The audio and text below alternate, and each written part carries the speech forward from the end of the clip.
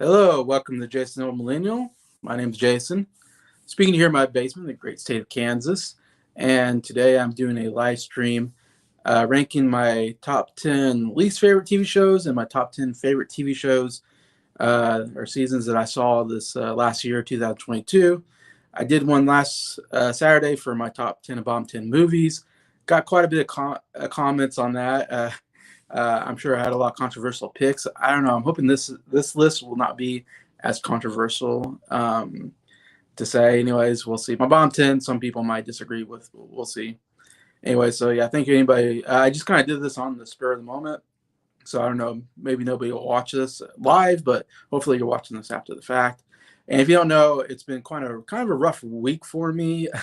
This last week, some stuff happened. First off, Wednesday, I was at work and I started feeling real dizzy and my heart was beating real fast and I was sweating really bad and felt like I was going to pass out. I don't know what happened. It just kind of hit me and I had to sit down. I was like, I got to sit down. Like, I'm about to pass out. Anyways, and so I worked at the hospital. So luckily I had like nurses and nurse aides around me. So they were able to like help me and uh, try to figure out what was going on. And they did my vitals and my pulse was pretty high. My blood pressure was pretty high. So I don't know, something was going on anyways. And I just sat there and I feel terrible. Well, luckily, since I work in the hospital, I'm not too far away from the ER. So it was kind of suggested that I should go down the ER just to get checked out to make sure nothing was wrong or too bad was going on anyway. So I went down the ER, and which was interesting because I work sometimes in the ER, and so I'm going down the ER in my work scrubs, and I'm like, hey, I'm here not as an employee but as a patient.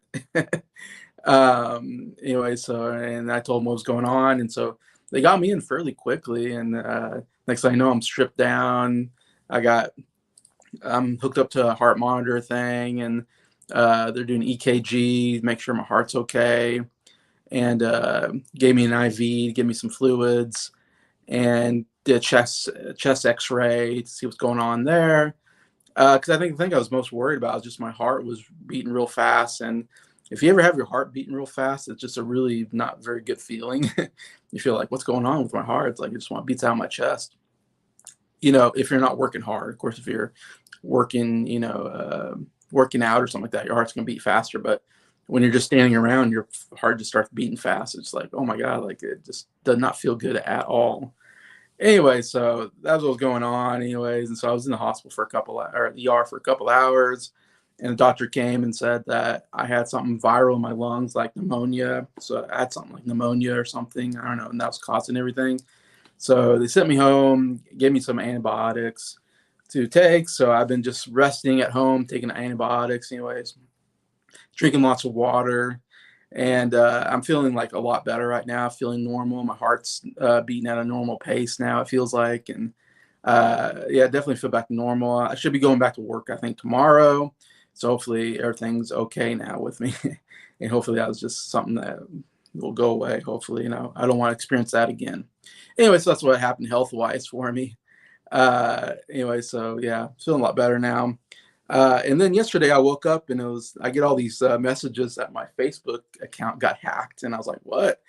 And somebody hacked my Facebook account and was sending all my Facebook friends like links to things that I obviously did not send. So that sucked, waking up and being like, oh my god, now I gotta tell everybody don't click on the link. I didn't send it.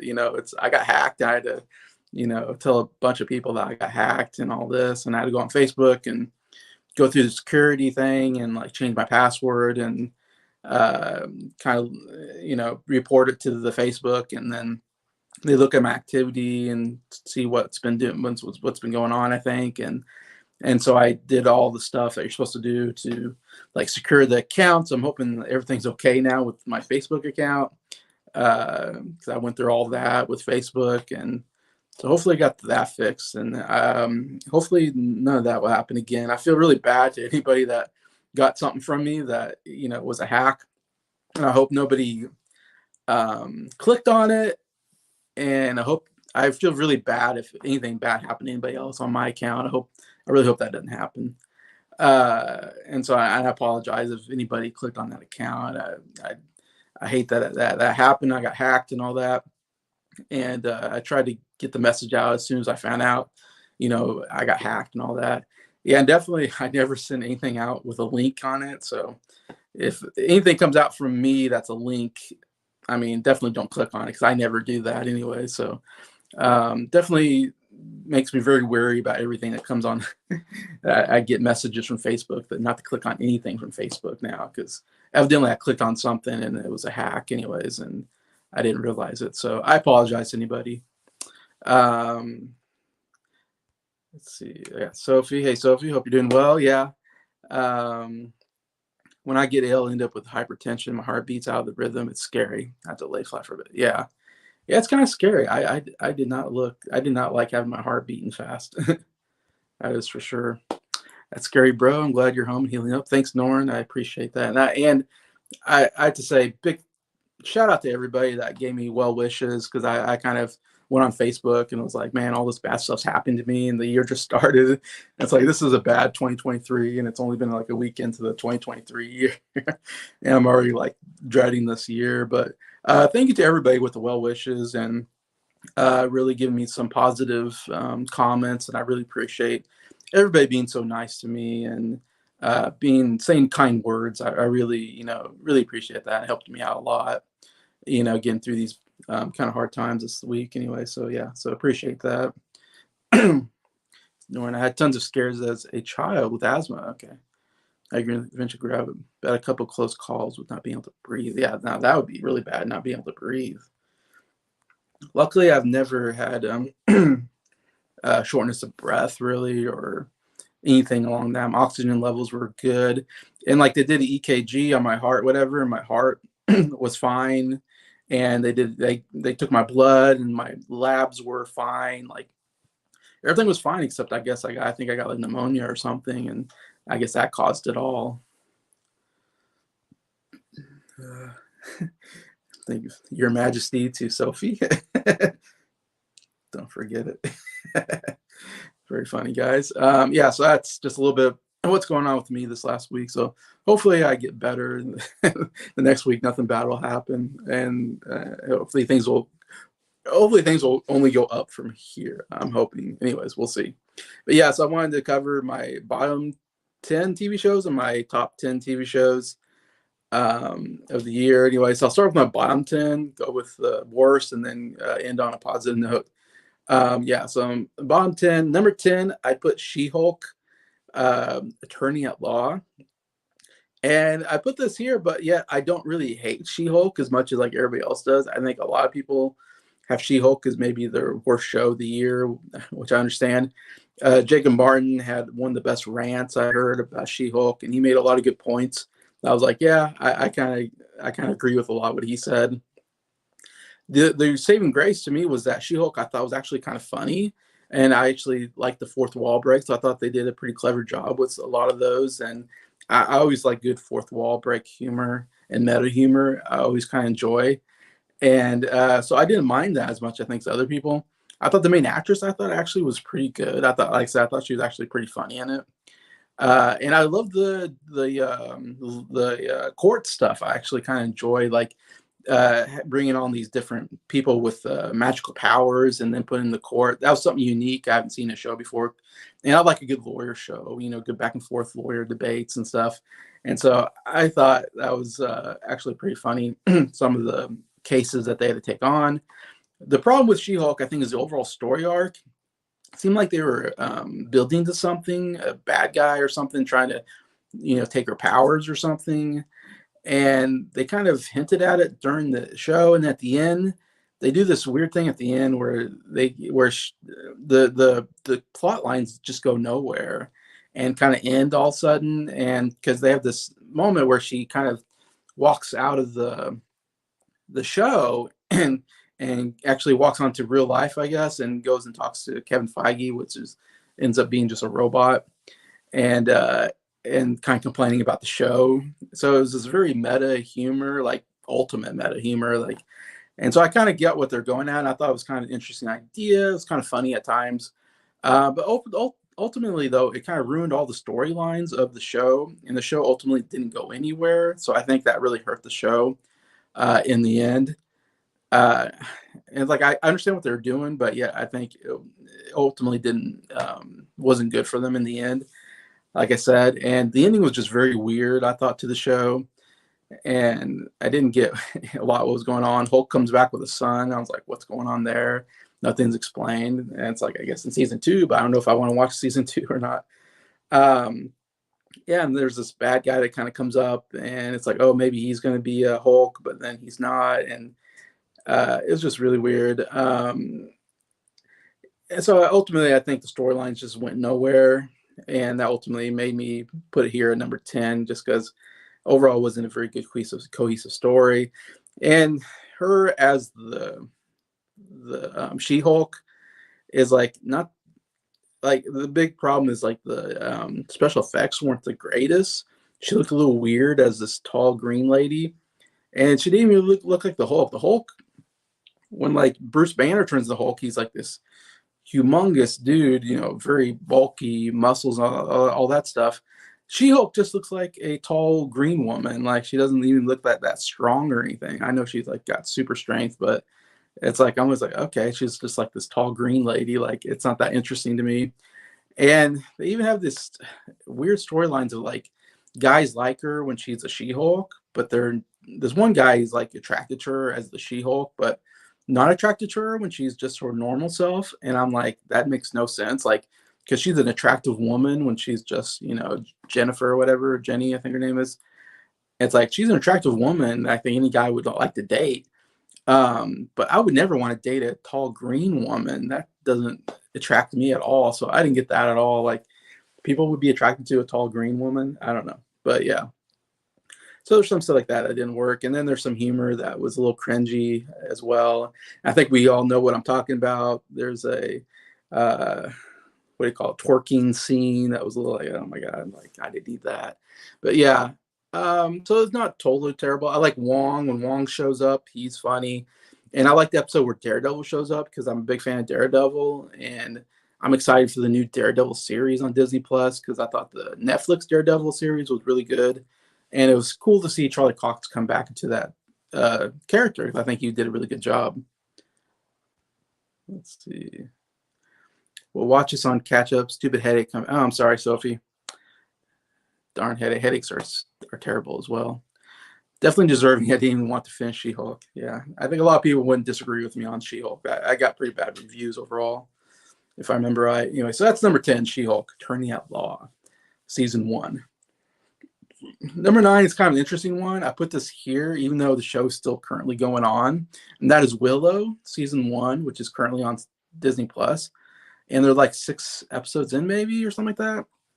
I think I'm on episode 5 at the moment. I think I'm like halfway through that one, somewhere in there. Anyways, and so far it's been a pretty terrible show, as I have it here at number 9, and I'm pretty disappointed because I thought the trailer looked really good, and I thought and I'm a big fan of I'm not a big fan, but I'm a fan of the original Willow movie from Ron Howard and starring Warwick Davis and Val Kilmer. I thought was really good in it, and I don't know, it's a fun fantasy action movie back in the day with a little comedy in it. And I think mostly because I was a little kid when I first saw that movie, and it was kind of, I always love any movie that had like sword fighting in it as a kid. So I was always excited about the sword fighting elements, and then the fancy elements, like the troll and stuff turn into this beast. Like there's some kind of gruesome stuff as a kid that interests me when I was younger, I don't know if the movie holds up quite as well now, but I think I like it. I have some nostalgia for the movie. So I was kind of excited when the show came out. I was like, oh yeah, I'd love to revisit this world and this character Willow and what's going on, And so I thought it looked like it had some good fancy elements and some action in it, whatnot. Anyways, but yeah, the show has been really boring and not interesting at all, the storyline. And the characters have not been all that well developed, I guess, or not. I don't care for as much. And even Willow just feels like a useless character. Like he's supposed to be this wizard, whatever. They get him to go on this mission, which I like the idea of, like, oh, we're on a mission. Let's go travel to this place. That's always great. But Willow's like, he just stands in the background sometimes and doesn't do anything. I don't know. So I'm like a little like, man, I wish he would do more because I like the Willow character and Warwick Davis is so good. I think as the character. But yeah, it's been just kind of a boring show to me. Nothing really that exciting happens. I was like, oh man, this is a real downer to me. Um, and I feel like the thing that's weird about the show is that it just feels like everybody looks too modern, like the hairstyles. I mean, they're wearing like medieval clothing, fancy type clothing is okay, but just the way they look, their hairstyles, some of their outfits even, I just look too modern to me to be like, I don't believe they're really in a fantasy world. And maybe that's true of any fantasy series. Like the women always look like they have makeup on, and and and their hair always looks great, and which it wouldn't in a real medieval setting. But I don't know. Here, I really noticed it. It just didn't look right overall. And there's these two characters that show up in like the second or third episode, and they're these woods women, which didn't make any sense. Like who, usually you have a woodsman like outside, like chopping wood, but here we have these two women that live together in a cabin or something, and one's like chopping wood, and they were in like overalls, kind of like I'm like, oh, they look like they just came out of Home Depot or something, and now they're in this fantasy series, so they just didn't look like they belonged in this world at all. And the way and also the conversations, the way they talk, just sounds too modern. Doesn't sound like it belongs in a fantasy world. I don't know. So there's a lot of problems there. I feel like with the whole dialogue script and the design that just totally doesn't fit to me. And it's just overall just been a boring show. And again, show's not over yet, so it's like, oh, maybe it'll pick up and be better, maybe. But I don't know. I'm already putting here on as just a big disappointment in my opinion. Hey Jacob, how's it going? Jacob just did his live stream not too long ago. Anyways, covering some of his movies. So I'm glad to see you here. So that's number 9. Number 8, I have on my list is The Santa Clauses, which was a show that came on Disney Plus during the Christmas time, of course, which is coming off of the Santa Claus movie starring Tim Allen as Scott Calvin / Santa Claus. And so they decided to do this little TV series, which has been a while since the last, I think, Santa Claus movie. And if you haven't seen it, I don't know. I'm not the hugest fan. You missed She-Hulk, Jacob. Yeah, I just talked about She-Hulk, though I don't hate She-Hulk as much as you, Jacob. Jacob has the best rant on She-Hulk that I've seen, though it's still not a good show, and I put it number 10. But Santa Clauses, I'm not the biggest fan of the movies, especially the second, third movies. I think the humor is a little cringy. It's a little immature. It doesn't really work for me.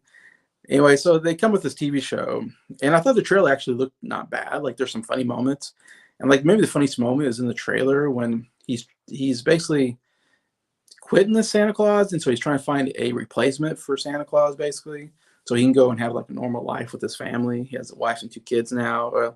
He has an older son with his first wife, but with his second wife, he has 2 other kids that live with him, and what was I going to say? With the series, there was this one funny scene with Peyton Manning as like a candidate for Santa Claus. It's in the trailer and it's in the show, and it's probably the funniest part of the show, and it's the funniest part of the trailer. And so it's one of those moments where I'm like, oh man, I hope most of the show is like this. And it's like, no, it's not. That's just like one moment where Peyton Manning makes a cameo appearance, which I thought was pretty funny. But for the most part, it's kind of like the movies. I thought the humor did not work at all, and it was a little immature, a little cringy.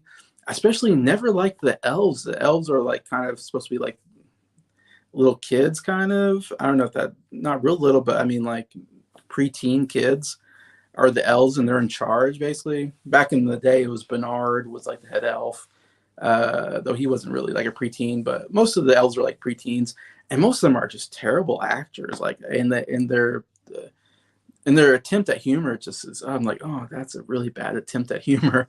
And when someone tries to be funny and they're not, it's like painful to watch. You're like, oh, that was just a painful moment.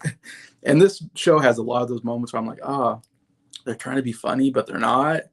And it's hard to watch. And that's what I felt about like Santa Claus. It's just the humor did not work for me overall. And I didn't like they brought in this, I think it's a Cal Penn or something like that, his name. They bring his character in to be the new Santa Claus, and he turns to be a disaster. And I didn't really care for the whole storyline and that character. And I thought Cal Penn was like really boring in the role. I was like, couldn't they get a better actor? I feel like, going, couldn't they get a better, actor in this role? Because I thought he was just not interesting at all. And I can't say like I've never been a fan of his, but I don't know. The whole storyline didn't work for me. And yeah, it just, the only thing I'll say, there's one episode I enjoyed, and that was where you see previous Santa Clauses, and you kind of see the mythology of Santa Claus and the whole history. And that was kind of fun to see different Santa Clauses in different eras, and like them, they look different. And they even have Krampus shows up, which I thought was kind of funny. Krampus, I don't know a lot about Krampus, except he's like a horror figure that punishes, I think, bad kids or something. And there's a horror movie called Krampus. But I thought it was funny Krampus shows up too. I thought that was a kind of funny moment. But I really liked that whole episode. Actually was not bad, but most of the show was just not funny and cringy, immature humor, in my opinion. Let's see what Norman can say. I definitely missed out on a lot of TV shows the past year. I know you're just catching up to one of my favorite TV shows right now. I'll get to later. I think I only watched Wednesday, Peacemaker, and Stranger Things. Mostly movie watching for me. Yeah, it's hard to. Yeah, I because I do movies a lot, but I also like TV. So it's hard to do TV and movies, because a movie you can get through, in one sitting pretty easy. Hour and a half, 2.5 hour movie, whatever. TV show, of course, is going to take several days to get through if you binge watch. If not, it can take you months and months to get through. Of course, if you're watching it live and they're only doing one a week, then it'll take you months to get through it. So my hard part is trying to go back and watch a season when I'm behind.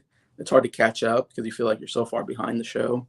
It's easier if you're watching the show as it happens, but I try to do that for the most part. But some shows I kind of had to catch up on. Actually, most of these shows I watched while they were going on, but yeah, because it's definitely a big commitment if you want to get into a TV show. But I do like to get into TV as well, so that's why I thought not only covering movies, but I don't talk about TV a lot on the channel, but that's why I'm doing this bottom 10 and top 10, so I can talk about these TV shows I actually watched. And especially with Disney Plus putting out so many TV shows, I try to catch about everything that happens on Disney Plus, because I don't know, it's pretty easy to catch up on. HBO as well. HBO is kind of hit or miss. I can kind of tell if I like the series or not, if I want to keep going. Netflix is very hit or miss. And then Amazon's been really terrible lately. I think they've been putting out really bad TV shows. Disney's been putting out pretty bad TV shows as well. I feel like Amazon and Disney Plus have been the two worst streaming services as far as TV goes. And like HBO and Netflix has actually probably been the best when it comes to TV shows. And here, I only watch streaming stuff, so I didn't even watch what's on regular TV. So I know I'm missing out on a lot of stuff. It's on, NBC, ABC, whatever. So there might be some stuff I'm missing out on there that's not streaming. So this is like my bottom 10 and top 10 streaming shows, basically, which I think is probably most people watch. I don't know. I'd be interested. I'm guessing most people watch streaming shows like I do. I might be wrong. Maybe people watch regular shows, every week. I just don't watch regular TV. I just watch streaming pretty much is all I do. Yeah, Wednesday. I started watching Wednesday, actually. I saw like the first episode, and I just kind of felt like I wasn't into that character, because she's a jerk. She's a real jerk character, Wednesday Addams, and it's very unpleasant to be around. So I was like, I don't think I want to watch a whole season of this very unpleasant person. So I only watched one episode of Wednesday, so I didn't get into that show. But I know you said, yeah, because Stranger Things is more horror related, so I figured, Norn, you would like that show, and Peacemaker if you like DC stuff. And I'll get to those shows here in a bit. Let's see, I started a lot of shows but didn't finish them. Okay. Yeah, it's easy. Sometimes I'm kind of that way where I start a show, and after a couple episodes, I'm like, and there's been some shows that I'm like, this show's not very good, but I keep watching because I don't know, I'm invested in watching it because I'm hoping it's going to be good. And I'm like, hopefully it gets better, and it doesn't. And there's some TV shows that I watched an episode and I'm like, I'm just not into the show and don't continue it. I'm the same way with that. See, I know Jacob watched Santa Clauses, so I thought Santa Claus was okay. Definitely the weakest in the franchise. Think it would have worked better as a feature film than a six-piece episode. Yeah, it could have been like a fourth movie. I could see that. Um, yeah, Andor, and I'll get to Andor in a bit, Norin and Jacob. Unfortunately, yeah. So that's number 8, the Santa Clauses. Number 7 is a TV show like nobody I think has ever heard of or watched. I think I might be the only one that watched it. That's called The Pentaverate, which is on Netflix. And you go, uh, The Tavern. What is that? And I talked about it actually on an episode or on a video earlier this year, I guess, or whatever when it came out. But it's a show that stars and it's created by Mike Myers of Wayne's World and Austin Powers fame. Yeah, he created this show called The Pentaveret. It was on Netflix. It was like 6 episodes long. It was uh, a comedy, I guess you can say. I can't remember how long the episodes were, but if you know Mike Myers, I mean, it's kind of Mike Myers style humor. He plays like 8 different characters in the show, um, that kind of stuff. And he's very crude humor. And now, because I'm mostly known for PG-13 humor, but this was definitely rated R humor. He got to do some pretty gross stuff on the show. Uh, and so I think when you have Mike Myers go all out, to me, he's kind of a gross comedic actor. Like even Austin Powers of Wayne's World, you see some moments there where I'm like, okay, this is a little too gross for me, or the humor is a little too what I call potty humor, immature humor. He loves to talk about his genitalia a lot, or show his genitalia, or pretend to show his genitalia. And I kind of at the moment I'm like, this guy's obsessed with his genitalia, and it's kind of off-putting at this point, especially now he's like in his 50s probably. And it's like, okay, let's stop with the genitalia humor. Let's stop with the farting humor and the bathroom humor. Like that's not funny anymore. And I don't know, that stuff doesn't work. It worked for me, I think, when I was a kid. Maybe I laughed at that stuff because I was a big fan of Austin Powers and Wayne's World as a kid. And I was a big fan of Mike Myers in the 90s. Period. He was on fire, like I said, with all those movies. Plus, he got the Shrek movies coming out.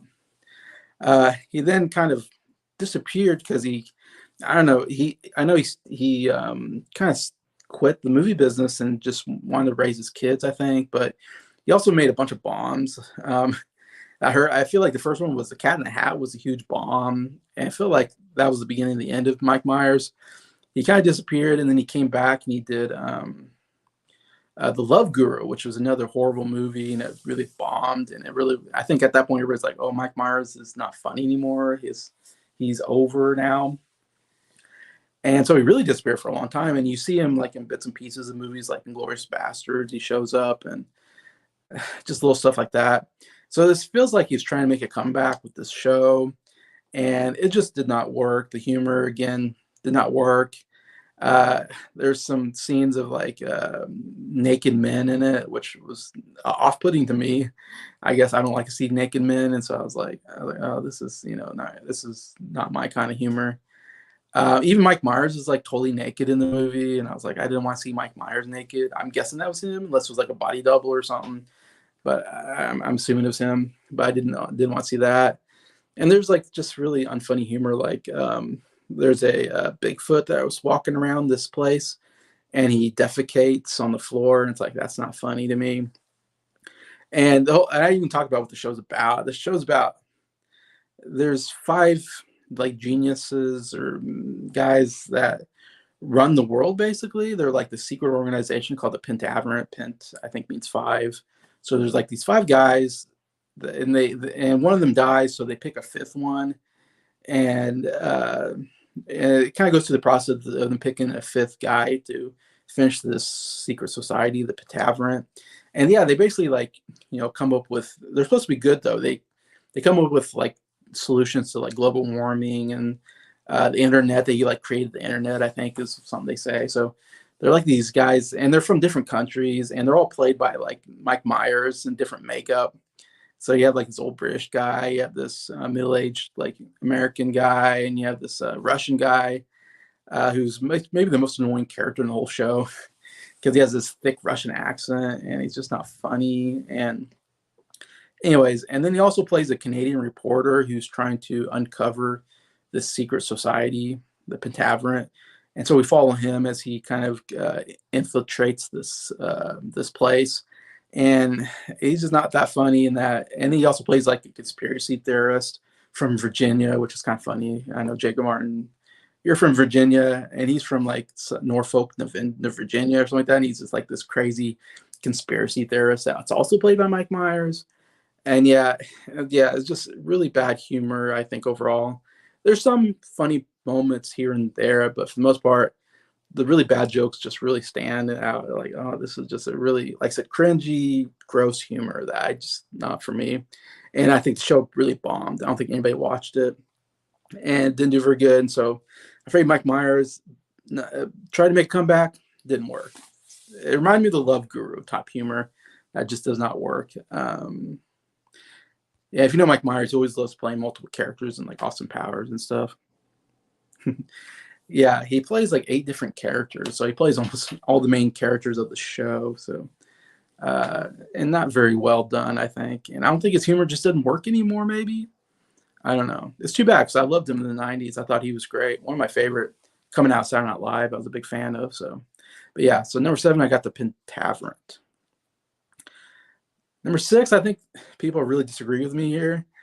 This might be controversial, maybe, but at number 6, I have Obi-Wan Kenobi, which if you watched my channel at all, I did like 3 shows on how much I was disappointed with that show and how boring I thought it was and how I thought it went nowhere, kind of. And yeah, it's funny. It's number 6 at the time. It was probably I thought the worst show I saw that year. I thought it was like the worst thing Star Wars has come out with. But there's been some other bad stuff that I've kind of put in front of it. But still, it's such a disappointment. I think mostly it's just so disappointing to me. I was expecting more. I mean, you got Ewan McGregor coming back, and Obi-Wan's a great character. I mean, I love that character in Star Wars, and I like Ewan McGregor. I think he does a good job as the character, and he does a good job in the show, I guess, as far as acting wise. But I just didn't like where they went with the character so much, I guess. And I understand like it's supposed to take place in between episode 3 and 4, and Obi-Wan has kind of lost his way. He's kind of lost his confidence, and he kind of lost his way as a Jedi. Like he doesn't know how to be a Jedi anymore. He's just a hermit on Tatooine, though he's supposed to be there to watch over Luke and raise him as a Jedi. I think at some point is the idea, but he kind of just there just to watch Luke do nothing, I guess.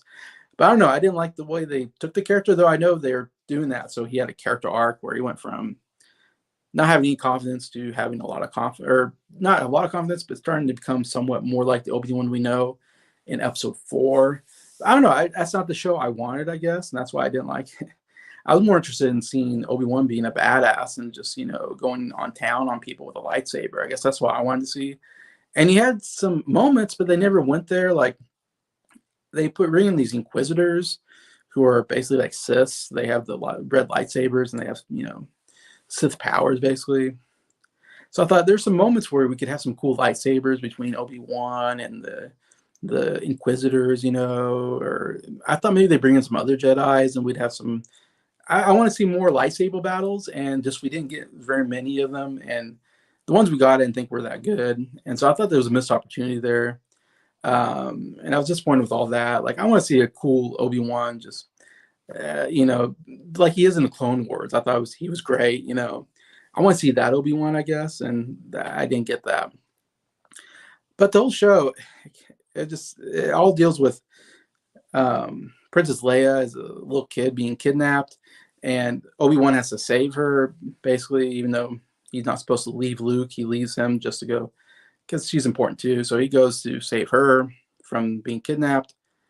And then she gets kidnapped again, and he has to go save her again. So it's like, didn't we just do the storyline where it's only like 6 episodes long, and we get 2 kidnap stories of Princess Leia within those 6 episodes?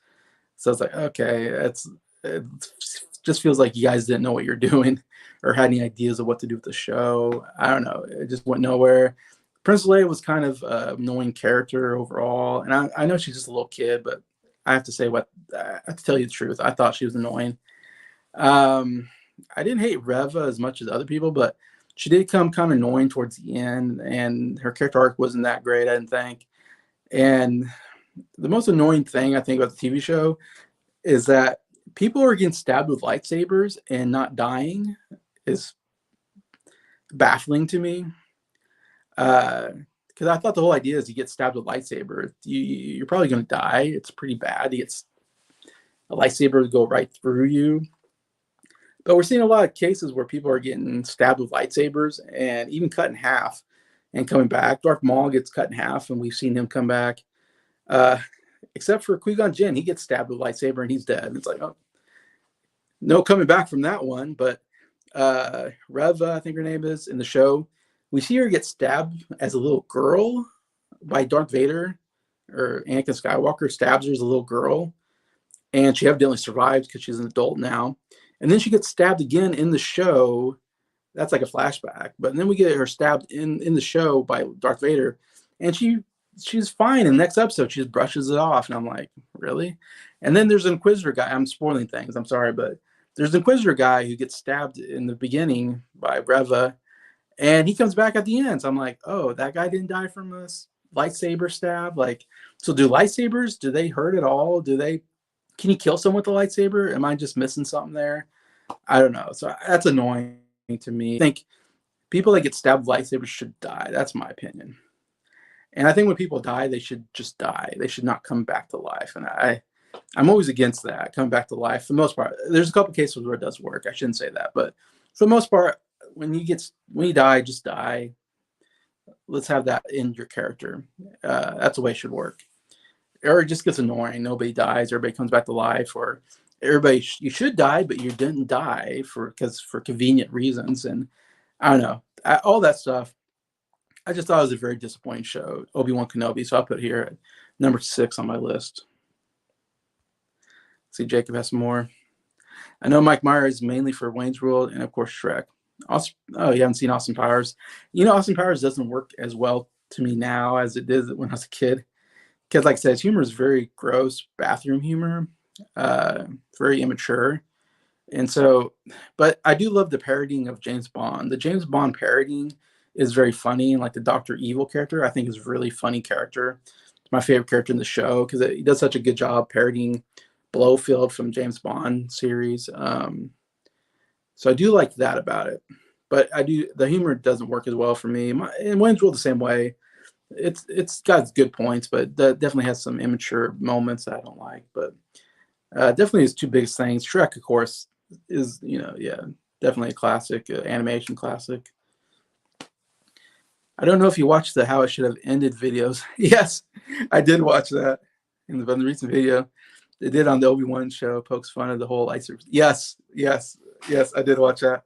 That was one of the funniest things I've ever seen. I love the How It Should Have Ended videos, and I think Qui-Gon Jinn shows up as a Force ghost and is like, wait a minute, people are surviving lightsaber stabs? I'm like, yeah, it's like everybody survives except for Qui-Gon Jinn is the only one who dies from getting stabbed by a lightsaber. That was a very funny take, and that's what I've always felt, so I was glad they did it. And I was like, okay, I'm not the only one that feels like that's a bit of a miss there, that everybody survives lightsaber stabs except for Qui-Gon Jinn. Whatever. But yeah, good point there, Jacob. Obi-Wan show I watched, it was average, ultimately pointless. Andor, I really appreciate it. I'm a sucker for the Rebel era and the Rise of Faust drama in that one. Yeah, I'll get to Andor in a bit. Norn, unfortunately. Yeah, so number 6. Number 5, I'm going with Moon Knight. That came on Disney Plus. It's a Marvel TV show. And Marvel was really terrible this year. I have 3 Marvel shows in my bottom 10, in fact.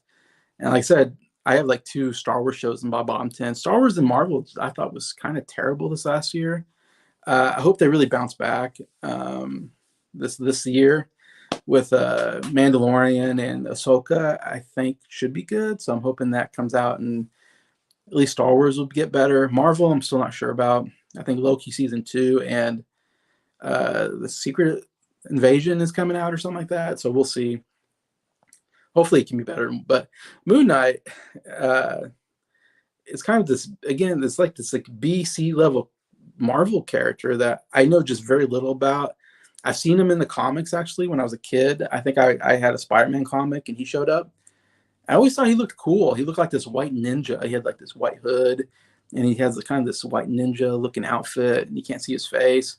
And in the comic, he like busts out like nunchucks, and I always thought nunchucks were cool. So I was like, "Oh, this guy's so cool! He's like fighting with nunchucks, and he has this cool cape and hood." And anyway, so I was kind of excited for the show because I thought, "Oh, there's gonna be some cool battles, maybe." He's gonna pull out some kung fu or something. I don't know. And the show was very weird. I didn't realize it was this whole like he has two different personalities. He has personality disorder. He has an English guy and an American guy, and it goes between the two. And the first episode was very confusing. I didn't really go understand what's going on. And then you kind of go, okay, so there's two personalities, and one's an action guy, the other one's just a British museum guy. Anyways, and when you finally get to the Moon Knight coming together, I didn't think his outfit looked that interesting. It looked like more like they're kind of going for a mummy look because there's some Egyptian mythology, which I didn't realize about the character. That's where Moon Knight comes from. It deals with Egyptian mythology, which I don't care about Egyptian mythology. To me, it's just a pagan religion. Anything that's not Christian to me is like that's just pagan stuff. I don't care for Greek mythology or Egyptian mythology or Roman mythology. It's like those are false gods that people, I guess, worship or something. Anyways, I don't know. So that put me off, just that. And I thought the outfit didn't look that cool. The action scenes weren't that good. Like it was very disappointing. The action scenes. I thought, okay, there's gonna be some cool fight scenes, and for the most part, they weren't that great. The last episode like was maybe the best. Had some good, decent action sequences, maybe. But for the most part, it was just very underwhelming, the action in it that I thought it was going to be. And in fact, it did something really annoying, and that is he'd be like the one guy, and it's like, oh, an action scene's going to come up. And then all of a sudden he passes out, and he wakes up, and when he passed out, that's when all the action happens. So he wakes up, and it's like, oh, I killed all these guys. And as a viewer, I'm like, I want to see the action. I want to see him kill those guys. I want to see a cool action sequence. Instead of he just passes out, wakes up, oh, I guess this cool scene happened and we're not going to see it. And it's like, oh my gosh. That happens throughout the show. That's very annoying. And like I said, very weird. There's this whole sequence where it's like, is he in an insane asylum? Is that real? What's real? It kind of plays with what's reality. And then there's this whole thing where this big hippo shows up. I'm just spoiling this part, but this big hippo shows up, and I'm like, what is this big hippo? I mean, a big hippo that talks, has a woman's voice. It's dressed up, and I'm like, this is the weirdest thing. This makes no sense. And it turns out she's like another Egyptian goddess or something. I'm like, okay, this was really getting too weird for me. And they do this whole thing about the afterlife and stuff. I just did not care for any of that because, again, because my Christian religion, I have a different view on afterlife, and I don't like other viewpoints as much, that I disagree with. I just like, I don't care for that. Anyway, so yeah, it just was a very disappointing show. Not enough action to make it exciting, and just very weird. Oscar Isaacs, I think, did a good job performance-wise doing the two different characters, but for most part, it was just a very uninteresting show and storyline overall. And I hope they don't do any more seasons of that show. I won't watch anymore. I just don't care. I got quite a bit of comments here. Jacob, you liked Obi-Wan better than me, I know. I personally really enjoyed the Obi-Wan series, mainly see Ewan back. Yeah, and a big rematch with. I was kind of annoyed that, and we knew that was happening, but I like the idea that Obi-Wan and Anakin, like they have that big battle sequence in episode 3, and then they go 20 years without seeing each other, and then they fight again in episode 4. To me, I like that storyline better than 10 years later, 9 years later, we actually fought again. And it's because I like that moment when they meet in episode 4, and it's like, when we last met, I was a student, and now and you were the master, now I'm the master. And it's like, well, not really, you guys met like in between. So that kind of ruins the whole storyline to me. I didn't like that. But anyways, I know people like seeing that rematch, I guess. Yeah, Loki season 2 and Secret Invasion. Yeah, they could be hopefully better than what we got this last year for sure. And I got Mike. Hey, Mike, hope you're doing well. Oh yeah, I didn't announce out going live. Sorry, Mike. I just kind of woke up and I was watching like Jacob Martin's live stream, and I was been wanting to do this live stream today, so I'm doing it because I'm off today. I wanted to get done early because there's a couple games on later. Um, yeah, favorite series Wednesday, Cobra Kai, of course. Yeah, I know Cobra Kai. It's one of your favorites for sure. I'm part of the Cobra Kai Club. Good, Norn. All right.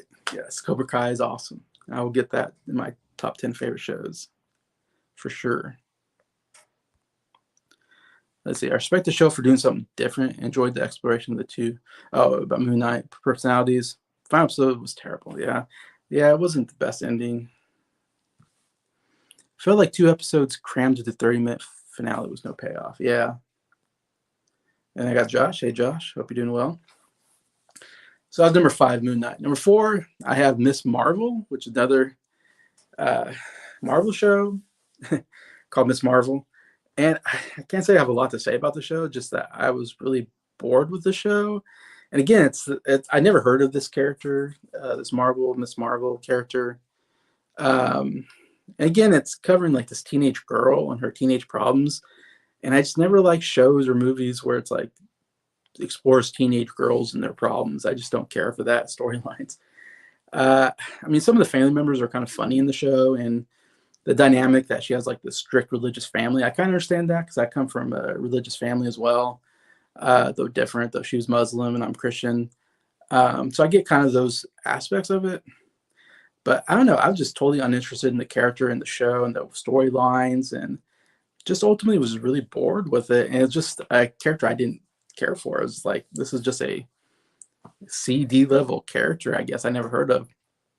I'm more interested in the A level characters, I guess, and maybe even B level characters if they're interesting. But yeah, just again, I don't have a lot to say, so it just never caught me. Miss Marvel. Just got back from work. Wednesday is a show. Yeah, I can't get to Wednesday either. White Lotus. Yeah, I didn't care for White Lotus personally, but I just saw the first season. Normal people, I don't know. And Euphoria, I have not seen. That's on HBO. Miss Marvel was a doozer. That's what I kind of thought. I like the dynamic between the family. Yeah, I agree. Everything was a boring fest. Yeah, yeah. Some of the family stuff is okay, but overall, it didn't work as a Marvel show for me. But yeah, number 4. So now I'm getting to my bottom 3 shows of the year.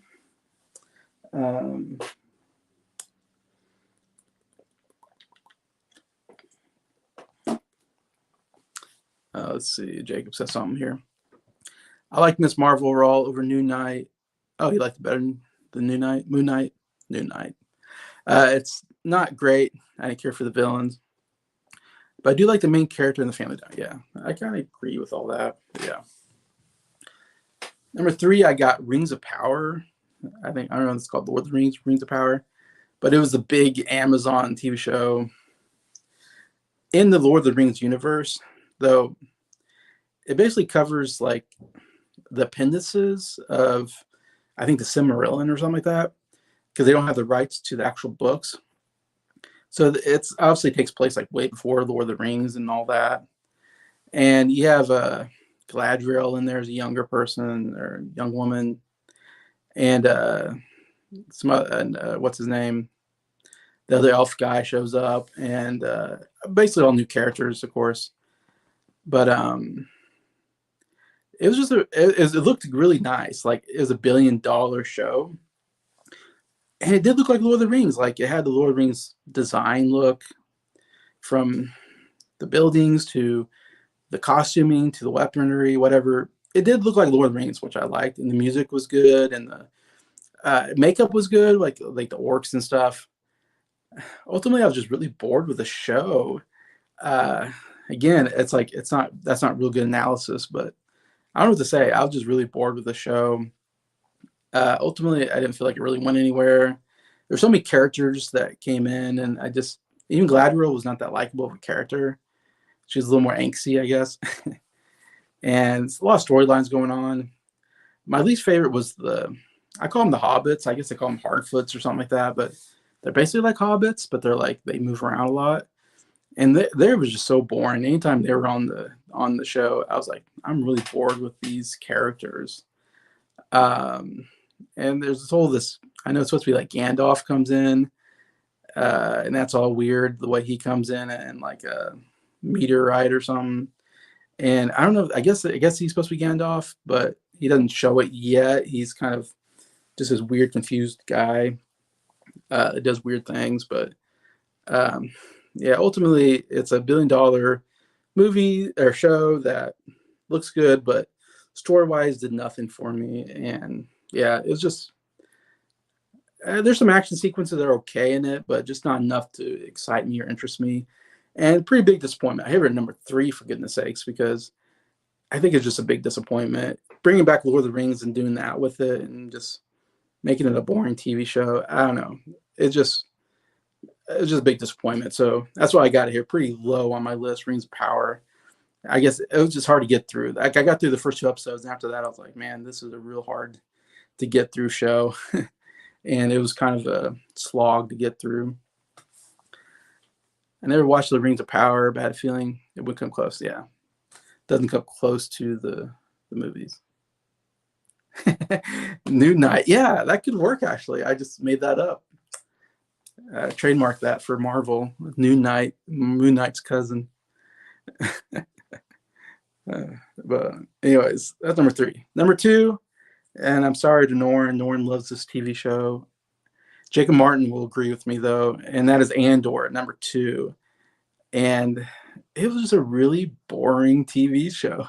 And I don't know why I sat through it. I probably should have quit. I know Jacob Martin quit after 2 or 3 episodes in, and I felt like quitting, but I was like, I don't know. Once I start a show, sometimes I'm like, I feel like I should complete it just so I say I completed the show, you know. This one I could definitely quit it on after like episode 3. I was like, this show's not going anywhere. And to me, Andor and like Norn, I know you love the show and you love, I guess, the politics maybe of it, and because I think of like Star Wars, I want to see some action, maybe some politics and drama, but I want to see a lot of action. I didn't feel like there was enough good action here. The main character I just didn't care for. Diego Luna, I think, plays Andor, the main character. And the fact that, spoiler alert, this character showed up in Rogue One and he dies. This is a big spoiler, but he dies in Rogue One. So I'm like, I don't care about this character. I know he's going to die in Rogue One. And I don't know, it just never really interests me as a character, either in Rogue One or the show. And I felt like Andor was like, hey, do you remember those parts in Phantom Menace, you know, where they were sitting around and talking politics? You know, not the lightsaber battles. Like, take out the lightsaber battles and the spaceship battles, and let's just make a show about the politics and about people sitting around and talking. You know, senators and whatever, and all that. You know, and it's like I feel like there's some kind of conversation with 2 guys from Disney. It's like here's my idea. Let's take all the boring parts of Phantom Menace and make a whole show about it. And the other guy's like, are you sure, Bob? Like, aren't people going to be pretty bored with that? And the guy's like, no, I think it's going to work. And it's like, no, it didn't work, Bob. Sorry, Bob, it did not work. I don't know who Bob is. I just made that up. But no, the political parts were the boring parts of Phantom Menace, as the parts I didn't care about all that much. And the whole show is that. And so the whole time I'm like, this is just really boring conversations happening all over the place. And so many characters coming in that I was like, do I need to care about this character? I guess. And then they died. I'm like, okay, I don't think I cared about that character. I will say I do love that Andy Serkis came in. There's a whole sequence towards the end where they're like in some kind of prison, I guess. And Andy Serkis is like one of the main prisoners or something. Like, I want to say he's like maybe in charge or something. And he's really good in it. Like, I really like Andy Serkis. I think he's a really good actor. And he was the most interesting part of the show, I thought. Besides that, there's not much to say. I was just really bored. At the end, I was like, oh, that's the end. I know there's a second season coming out. So they kind of left it for the second season, I think. But overall, it's like, oh, like, like that's the end. Like that was just to me, a very unclimatic ending, I guess, to the show. But that's just me. I know Norton. I'm sorry, Norton. You like the show. I think some other people like that show. It wasn't for me. And I know Jacob Martin will back me up. It wasn't for him either. Jacob, I gave up on Andor after 4 episodes. So he got the 4 episodes in. And it's a long show too. It's funny. I've seen so many shows where like 6 episodes long, maybe 10 episodes long at the most. Wasn't Andor like 12 episodes? I don't know. It felt like a really long season. It's funny because I used to watch shows that were like 24 episodes long, you know, and that was like 22, 24 episodes was like normal for a season.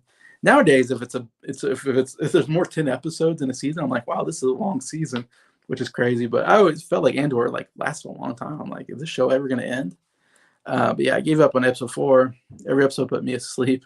I found Andor a boring lead character. Exactly what I'm saying. Now Norn, if he's in there, he'll defend the show. Maybe he'll tell me why it's a good show. Well, too recent, yeah. So Bob, maybe I'm talking about Bob, one of the CEOs. Maybe Bob's like, hey, here's an idea for a show. Let's make the boring parts of the whole show. Good idea, Bob. Anyway, so yeah, that's number 2, Andor. Very close to my number 1. I thought it was my least favorite Star Wars show, and least favorite show on Disney is Andor. But the worst show of the year to me goes to Amazon Plus show. Is it Amazon Plus? Amazon, whatever, Prime. Amazon Prime show. And that is The Wheel of Time, another fantasy series based off of a fantasy book, which I don't have with me, but it's a book The Wheel of Time series. That's the name of the whole series. But it's a very popular fantasy book series by a guy named Robert Jordan, which wasn't his real name. That was his pen name. But Robert Jordan, he wrote this series. He died before it ended, in fact, because it took so long. It's like 12 books long, and each book is like 800, 900 pages long. So it's a really long series. I've gotten like halfway through the series, and I kind of gave up because it was just so long. I just couldn't get through it. But I'm trying to get through it now. I'm reading the first book again, so I'm trying that long trek, and maybe it's going to take me like I'm going to be an old man by the time I finish the series. Even though it's done, it's just so long. But it's a really good series, and I was a big fan of it in high school when I first was reading through the Wheel of Time series. And I really like what they did. The whole world building was really good characters, really good action sequences in the book. I thought it was really well, written, that you're like imagine in your mind what's going on. And since I was in high school and I first read the series, I was like, man, this would make a good movie or TV show, especially after Lord of the Rings was such a huge hit. It was like fantasy stories were really popular to make into movies. And then I think since Game of Thrones was huge on HBO, it's really popular to make fantasy books into TV shows now, which I think they work better as a TV show because the books are so long that you can cover more in a TV season. So TV, it makes more sense, I think, than movies for these really long series. These series that are like I said, 10 plus books long. I mean, you can't make 10 plus movies. Harry Potter was the only one I feel like that was able to do that. Makes 8 movies with the same characters. It's not easy to do, I think. But yeah, so this was a huge disappointment because, like I said, since I said like 20 some years ago when I was in high school, when I was like freshman in high school and I first started reading the series, I was like, man, this would make a good movie or TV show. And I thought, why don't they make it into a movie, TV show? It would do really well, I think. It has those elements that I like and that do really well, like Lord of the Rings. And so every year I'm always looking like, are they going to make a movie or TV show? And I always do research, or search like Wheel of Time. Are they going to make it? And sometimes it'd be like, oh, so-and-so bought the rights and they're talking about making a movie or TV show. And I'm like, all right, let's make one. And then that falls through. And then finally, a couple years ago, they're like, yes, Amazon Prime is going to make a TV show. And I'm like, finally, like a big studio will make this really cool TV show based on this book series. And I was looking forward. I was so looking forward to this. I mean, I've been looking forward to this show for 20 years or more. And finally we got it on Amazon Prime and I was so excited and immediately was like, watched those first 2 episodes and immediately was disappointed. And this is number one because it's the most disappointment like I've had in a TV show in a long time. And a lot of shows are disappointing, like I had on my list, but I was so like devastatedly disappointed because like here's their one opportunity to make a really good show off a really good fantasy series, and they blew it. They blew it. They screwed up. Uh, the show just, and again, maybe because I'm a book reader, it's different if you're not a book reader. You might have a different opinion, but as a book reader, I was like, this did not follow the book at all very good. I mean, very well, I should say. Um, I read good, you know. Um, this takes the characters in different ways that the book didn't, that totally was totally just wrong. And the casting was horrible. I put this as my least, the worst performance I put the cast of the show on just a couple days ago, whatever, this last week. And yeah, I thought the performances were just absolutely horrible, but just the casting was just off. And it was this weird thing where like it felt like every character was a different ethnicity or nationality. So it felt like when watching, I was like, oh, like, okay, this, they all live in the same town, but yet it's like, oh, this guy's white, this girl's Indian, this guy's Middle Eastern, this girl's Asian, and this person's Latino. And it's like, okay, so this little town in this fantasy world is just this, you know, melting pot, I guess, of, you know, everybody just different nationality. And through the whole series, just meeting different people that are like, oh, like it felt like they're just checking the boxes of like they had this piece of paper and they're like, okay, we need this many, you know, this nationality. We need this many people, this nationality. You know, we got to, you know, even out all the nationalities, make sure there's enough. And there's nothing wrong with having people of different nationalities. It just felt like they were trying really hard to fit all the boxes, like I said, you know, and they're more interested in that than making a good show. It felt like instead of let's get in the best actors we can, it's more like let's get the actors that fit the diversity. Diversity is more important than quality. And I guess to me, I'm like, I want quality. Diversity is fine as long as it's quality, but it feels like there's not quality, then it's like, it feels like it's just a diversity thing. And that's what I felt like this show when I was watching. I was like, wow, these characters do not match what I feel like the characters should be. I don't know. Maybe that's just me, but that's why I felt. And there's weird things like this one lady is supposed to be like one of the main characters that comes in is supposed to be you know, like a teenager, and she shows up and she's like 30 years old, and I'm like, that doesn't fit that character at all. That character's supposed to be a teenager, and it's this 30-year-old Asian woman. It's like that doesn't fit at all. Like, what are they doing here? And like some characters are lesbians that weren't in the book, and I was like, in fact, I don't remember there being any lesbians in the book or gay people or anything. And all of a sudden, it's like, oh, this main character is a lesbian with this other character who's a lesbian who weren't lesbians in the book. But it feels like they had to do that because they want to fit that box. Hey, we got lesbians in the show, so we're good. You know, this is a good show because we're fitting all the boxes, checking out all the boxes here. You know, and I'm just like, that's just not the characters to me. That totally goes against what the book was, and you're changing everything. I guess to me, it's like, just do what the book does. The book is so good. Why change it? I don't know. You have to change some things to fit, you know, a TV show because you can't have too many characters, obviously, in the show.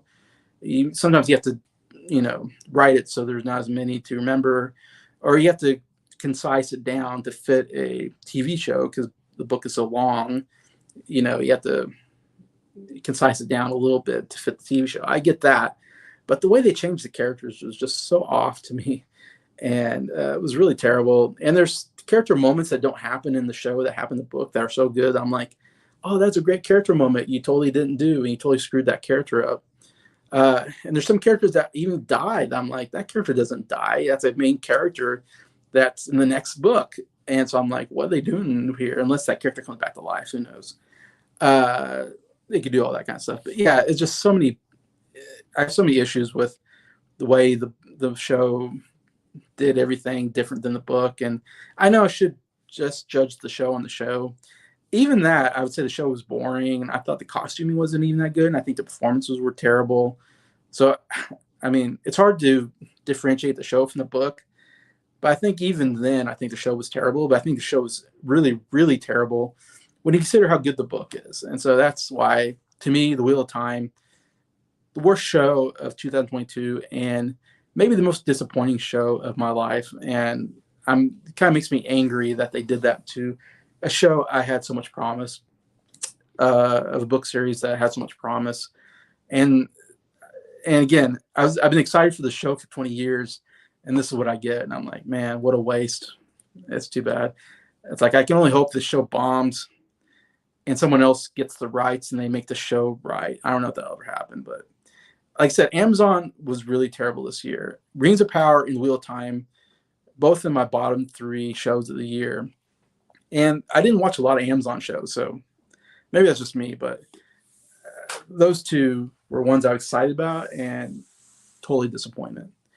Like I said, Disney, really bad. Disney has 7 shows. Yeah, so 7 of these bottom 10 shows are Disney on Disney Plus. So yeah, Disney Plus, I hope you do better this next year.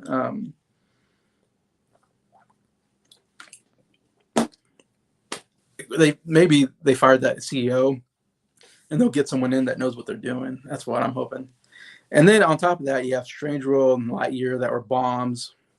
Turning Red maybe wasn't a bomb, I guess. To me, it was a terrible show or a terrible movie, but I suppose it didn't totally bomb. But to me, Disney just had a bad year, I think. That's just my opinion. I said Amazon pretty bad. That's those two streaming sites make up 9 of my 10 bottom shows, and then Netflix had just 1 show on here. So Netflix pretty good. HBO didn't have any in my bottom 10, so good for HBO. Anyways, that's my bottom 10. I hope everybody's okay with that. Now going to the good stuff. Hopefully people will agree with me more on this top 10, I'm hoping. And again, Netflix did really good on my top 10. I have a lot of Netflix shows here, and I have a lot of HBO, or not a lot, but I mean, yeah, I have a fair amount of HBO shows here as well. I have like 1 Disney show. So again, Disney, terrible. They had like 1 show that kind of barely made it. And Apple TV actually has a really good show that made it here as well. So we'll get to that. Number 10, I put The Tales of the Jedi, which was a animation show on Disney Plus that kind of came and went. I don't know if I didn't really talk to anybody that's seen that show. It's only 6 episodes long, and 3 of the episodes are about Count Dooku, basically, and it kind of follows him as it has kind of a 3-episode arc of him. You kind of see him go to the dark side. And then there's a 3-episode on Ahsoka, kind of following her, like being a baby and being picked as a Jedi, and her kind of some moments of her growing as a Jedi anyways. And so it's like 2 different storylines. They took 3 episodes per storyline, 6 episodes in total. And man, it was a really good, like, I really liked the show. Of course, number 10 on my list. It's kind of weird because it's like, it's not a TV show like most of the other TV shows. It doesn't have the whole total, character arc thing throughout the whole series. It's not a very long series. It's a very short series. But man, the Count Dooku stuff is so good. I mean, I love it because it really fits in the gaps of what happened to Count Dooku. And I thought they did such a good job of showing I love episode 1 or whatever. We see Count Dooku as the master, and we see a younger Qui-Gon Jinn as an apprentice. And that was so cool to see the dynamic between those 2 characters as they deal with the mission. And I thought they did a real cool job. You kind of see Count Dooku kind of, have some dark side characteristics. And then you even see like him when Qui-Gon Jinn's now not his apprentice anymore. And he's still not bad, but he's definitely going towards the dark side. And he's even sad over Qui-Gon Jinn's death, because he did love Qui-Gon Jinn because he was his apprentice. So he did have a relationship there. So it's kind of cool to see that he was really sad about that. And then the 3rd episode of his character arc, we really see him. It's almost like he reluctantly goes to the dark side, but he definitely goes to the dark side. And Obviously, definitely goes evil in the movies, but I thought it was a really cool character arc that shows a lot more about that character, more depth into that character, and made it more interesting of a character. And I think it elevates the Star Wars movies because of that. Anyway, so I thought it was excellent. I would love for them to do more of these Tales of the Jedi. I thought, and I wish it was longer. I wish they did the whole 10-episode arc just on Count Dooku. Would have been absolutely amazing. Like I wish they would have put more into that. So it's weird that they only did like 3 episodes on him. And the 3 on Ahsoka, I didn't think were as strong. They're okay. But really, I have to recommend, like, if you like Star Wars, definitely got to watch Tales of the Jedi just to see the Count Dooku stuff. And yeah, so yeah, definitely there. That's the one Disney Plus show I have on my list here at number 10. Yeah, Jacob talking about Bob. Bob Chapek got the boot. Bob Iger is not being charged. So what about Bob here at Disney Plus? Like I said, hopefully they make some changes and they go in a better direction, because I think they know nobody's liking their stuff. So hopefully they're working on that. Number 9 is another show. I don't know if anybody else watched. This is not a big show that people talked about, but it's called Murderville, and it was season 1 of Murderville, which it's not a scripted show. And so it's an unusual show to put here, but I put it in here because I really enjoyed it. It's only like 6 episodes, I think. And it's really an improv show, but it's very unique. I guess it's based off a British show or something like that. I know it was based off another show. I think it's British or something. This is the Americanized version. It's Will Arnett is the main character, basically, and he plays a detective, a homicide detective named Tony Seattle, I think, or something like that. Something Seattle, and which is a great name. Yeah, I remember he had a pretty good name, anyways. And he's in every episode, and he has the script. And there's this kind of each show definitely has like kind of a plot, basically, and he knows the plot, basically. He knows what's going to happen, but they bring in a celebrity to play his partner in each episode, and they don't have the script at all. They don't know what the plot is of the show at all.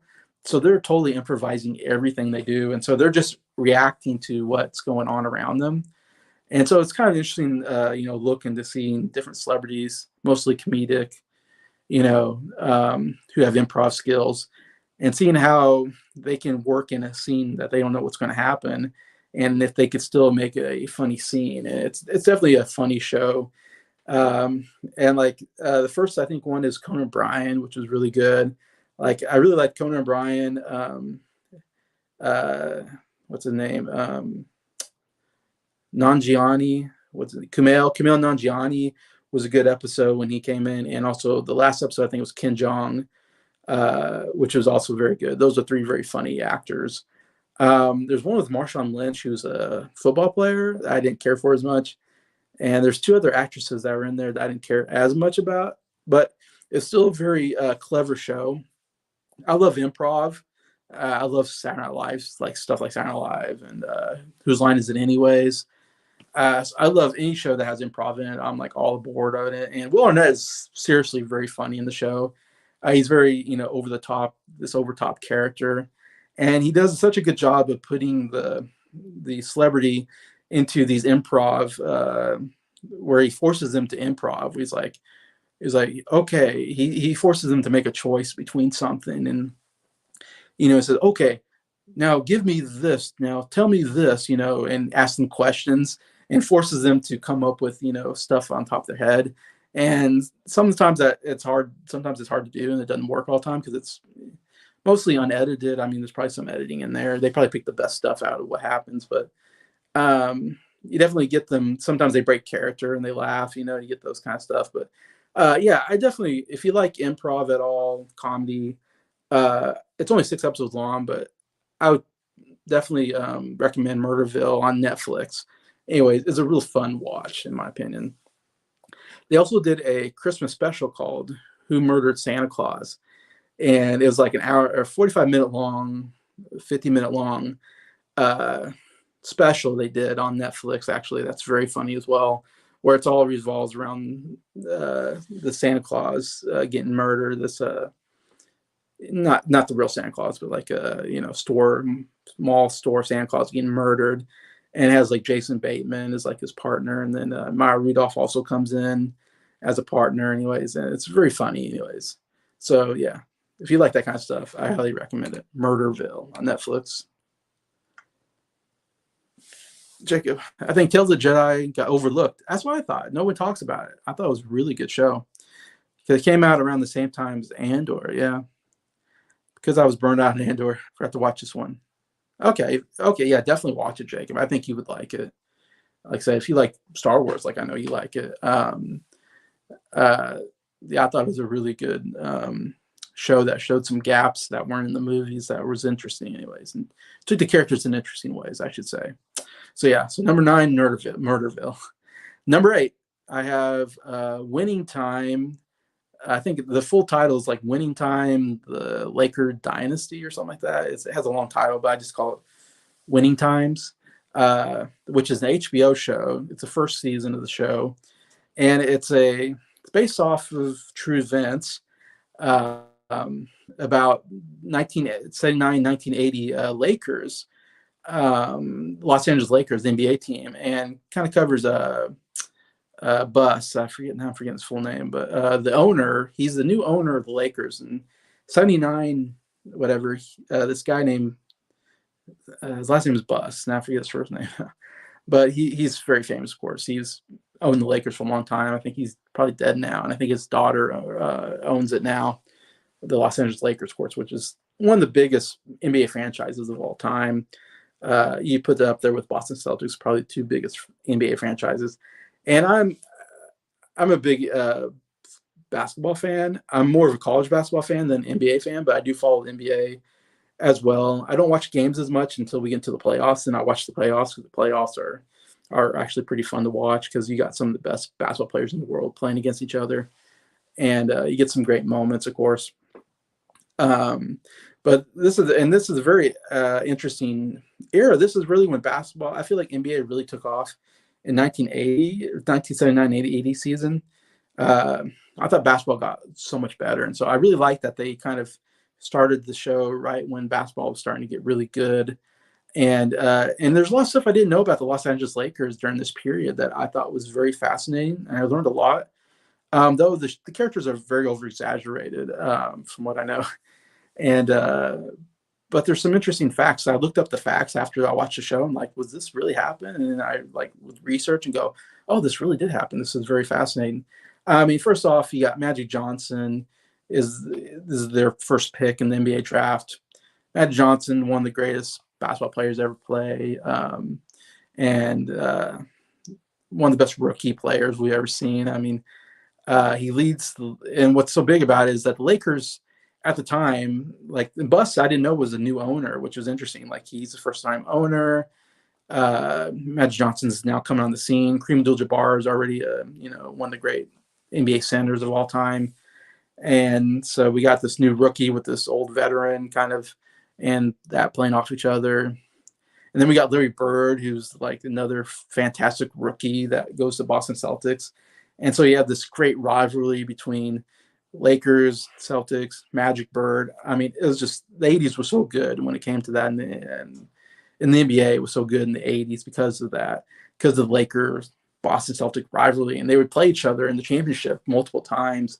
And basically, like, out of the 10 years in the 80s, if you take 10 years in the 80s, those two teams won eight times out of the 10. So, I mean, it was either Boston or Lakers that are going to win the championship. So it was a really cool time for Lakers coming in. And Lakers hadn't won a championship in like decades. And Boston was always a powerhouse. They won like 10 championships in the 60s, 70s era. So they definitely were still like one of the number one franchise. They're basically with number one franchise.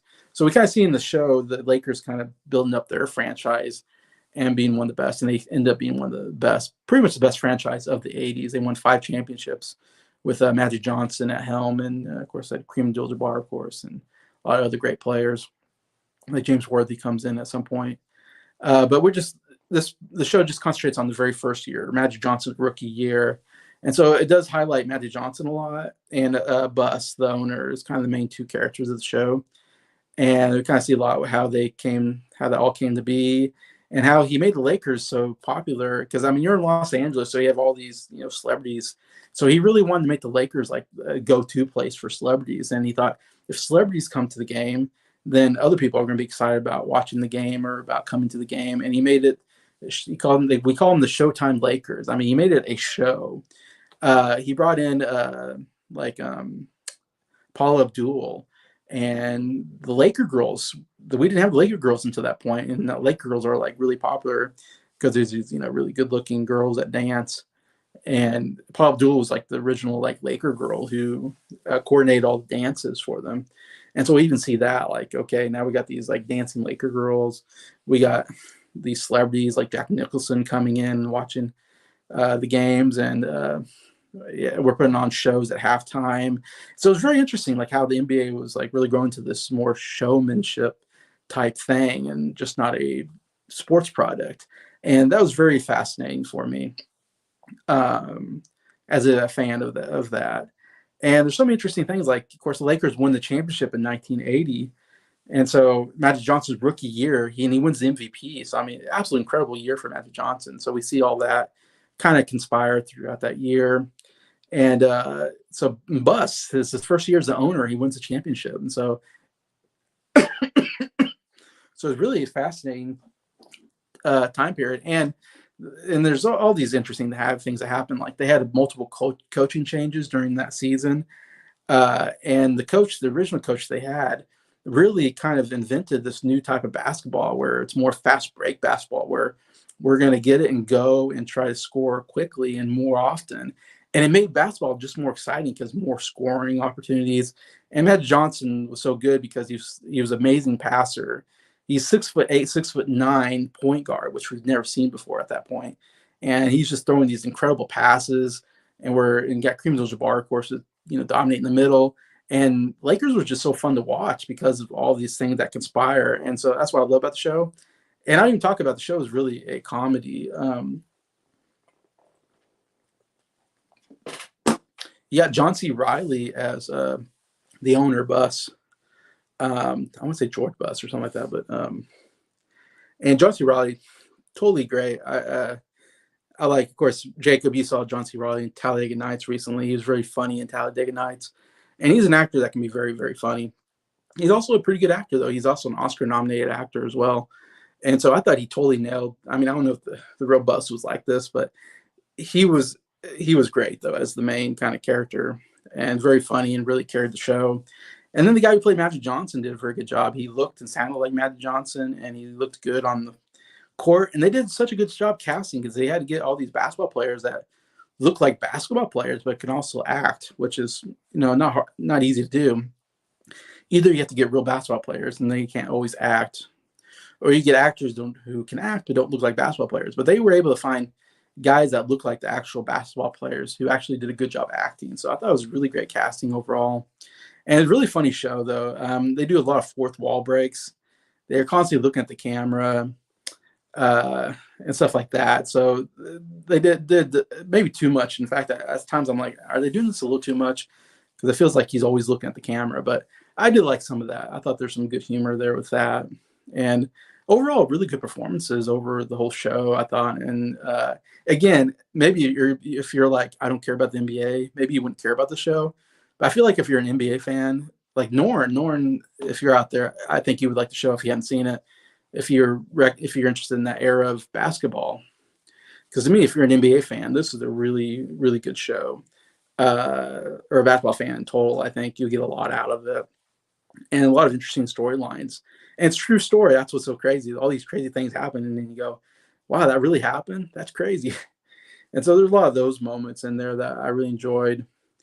I would say the only, or not the only, but the criticism I have, the characters are definitely way over the top. In fact, Jerry West is in here, and Jerry West is just a maniac. He's constantly yelling at people and cursing at people, and he's constantly putting on these temper tantrums. And I know the real Jerry West is like really mad about it, and I think I know he's threatening to sue. I don't know if he tried to sue the show, but I know he was threatening to sue the show because of what they did to his character, did to him. in the show, they make him look like a horrible person. I don't know if Jerry West is a horrible person in real life. Don't know him. I just imagine they really over exaggerated that character. And maybe they did to make it more interesting as a character, but I definitely feel bad for Jerry West because he doesn't seem like a maniac. Of course, he seems somewhat mild mannered guy on interviews and stuff. But anyways, but a lot of the characters look really terrible. Even Bus looks like a womanizer. I mean, he's constantly dating younger women, and he's constantly kind of going after younger women, and he's kind of gross character at times where you go, he's always at the Playboy Mansion. So he definitely doesn't look good to me here. That character. There's another character who's like the assistant coach who becomes a head coach, played by and there's actually really good actors here. Like Adrian Brody plays Pat Riley, which I thought Pat Riley was the main coach, but it ended up that he was like just a LA Lakers announcer who then became an assistant coach and then eventually becomes a head coach. And he's famous for being like one of the all-time great head coaches. So that was interesting. I didn't know that about him, but that's cool. You got Adrian Brody in here, Oscar-winning actor. Jason Segel plays a assistant coach who becomes the head coach actually during the season. I forget the name of the real guy, but they make him look like a total idiot, like he doesn't know how to coach. I'm guessing the guy knows how to coach. He won the NBA. He coached the Lakers to an NBA championship, So the guy, I don't know if the guy's a total idiot, but they made him look like a real like imbecile that doesn't know what he's doing. And there's, of course, Magic Johnson's kind of a sex addict, which I suppose he was in real life. He did get AIDS and all that. But they really, really over-exaggerated that, I thought. And then Larry Bird, they made him look like a real jerk. And he probably was a jerk. Again, I wasn't around to know Larry Bird. But I feel like they made him more of a jerk than it really was. It was kind of off-putting because I like Larry Bird. He's one of my favorite basketball players. So I don't know. So there's some of that stuff I didn't like, how they did the characters sometimes. Also, the men always looked like terrible, womanizing, sex, what do you call it? Harassing people. And it's like, yeah, I get maybe men that are rich and have power tend to maybe go towards that, being sexually harassing women, especially back in the 80s and 70s, maybe more of that went around, but I feel like not every guy was, sexually harassing women or putting women down, Surely there's some good guys here and there. Maybe I'm wrong, but I never liked that when a show's like, oh, all men are just horrible people. It's like, well, I don't know. Surely there's some good men, but I don't know.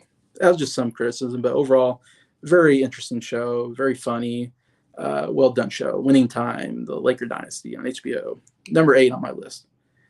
Number 7, show that no one mentioned, and that is Peacemaker, another HBO show, first season of that show. And this is a character that came off of the Suicide Squad that came out a year or so ago, which I thought was a pretty good show. James Gunn directed and written movie.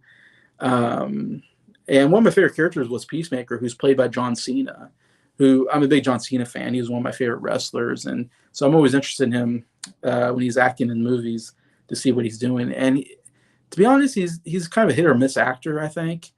Except for this show and Suicide Squad, I think he totally nails this character.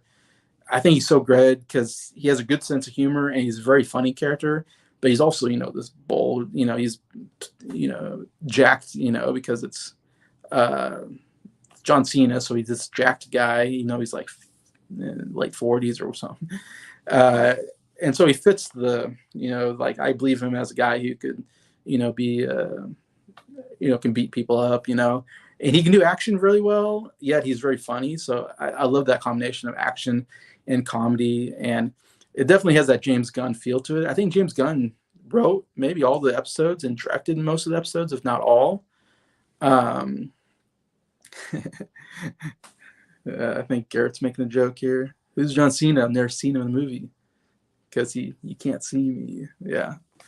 You can't see John Cena. Yeah, that's his whole thing.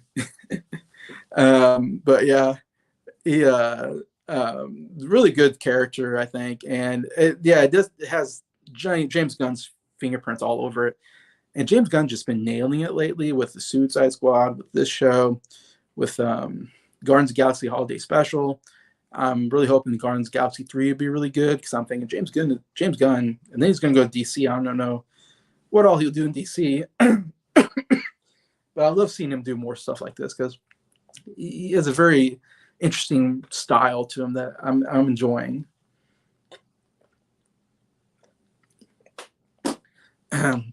Peacemaker is a very strange show.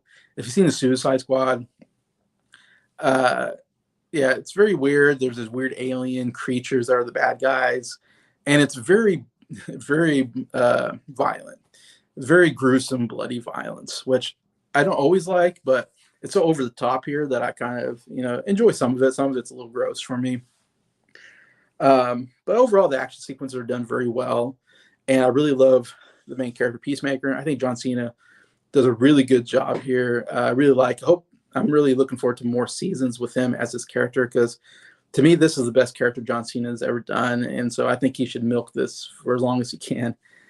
Keep doing this character. And in this show, I think is really good. I'd be interested in what else they can do with this character in the other seasons, where they can go. Very good first season. It's not as high only because I think the violence is a little too much for me at times.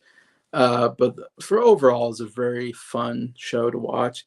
And some performances are pretty good, some aren't. It's kind of hit or miss, but it also has the best, absolutely best opener to a show. When the first episode aired, and then they go into they always do like an intro like song and maybe an intro video to like the series that you do every single show, And this one, it has all the characters that like the song comes on, and then all the characters do like a weird like dance, and every character in the show like comes in on the intro and comes into the dancing, and it's a very interesting choreographed dance sequence that's very funny to watch somehow and interesting. And it was the only time usually when you get to the intro to a TV show, I usually just skip it because I like, okay, it's the same intro. I just skip it because who cares? I always skip the recap and the intro. And like, let's just start with the episode. Let's start with the beginning. Peacemaker is one where I watch the intro every single time. Every time that comes, it's like this really cool rock song. Do you really, really, really want to know? And then it's like, and they're doing a dance, and you're like, oh, this is like the coolest thing I've ever seen. I love the song. I love the dance sequence. Somehow it's funny, and it's the best intro ever. Like, you have to watch it just for that intro. You got to watch that intro if you haven't seen the show. But I highly recommend it. Like I said, it's very violent though, if you can take the violence. And I mean, it deals with like racism, and it deals with some pretty dark subject matter as well, I would say. And not all the humor works, but overall, I think it's a very enjoyable show. Let's see. SoundLab. Garrett, hiring Gunn to be the Kevin Feige of DC was the best thing they could have done. I mean, like I said, Gunn is doing so well right now. He's killing it, both in Marvel and DC. He's been doing both sides, and now he's just going to be DC, I guess. So I hope he can come up with some more good stuff because DC has been kind of down lately, it feels like, and they definitely need a pickup. So hopefully Gunn can do something good there. But yeah. My prediction is that Marvel is going to fail and DC will succeed next few years. That's an interesting prediction because I feel like Marvel's on a downturn right now. Like I said, like I haven't seen Wakanda Forever yet. That comes out February 1st, I think, on Disney Plus. But Doctor Strange and Multiverse of Madness was okay, not bad. It was okay. Thor: Love and Thunder was really bad. Like they really did a bad job with that. Like I said, all their Marvel shows are my top 10 bottom shows of the year. Like I really hated the stuff they did on TV. In fact, I haven't really liked a lot of what Marvel's done on TV. I haven't thought been that very good. And the movies have just been okay. With like Shang-Chi was okay, Black Widow was okay, not bad. They're fine movies, but they're definitely not top tier movies like they have been doing beforehand. So I don't know. I still have some hope, they'll come out with some good stuff. Like I said, they have the Invasion series coming out. Loki's okay, so hopefully they have another good season there. I'm trying to think now. Guardians of the Galaxy 3. I think hoping that's good. And hope Ant-Man Quantumanium is good. So I'm hopeful that some of the movies are going to get better and the TV shows are going to get better this next year. But yeah, Marvel's kind of a downturn. DC, like I said, has been kind of a downturn lately. I thought like Wonder Woman 1984 was terrible.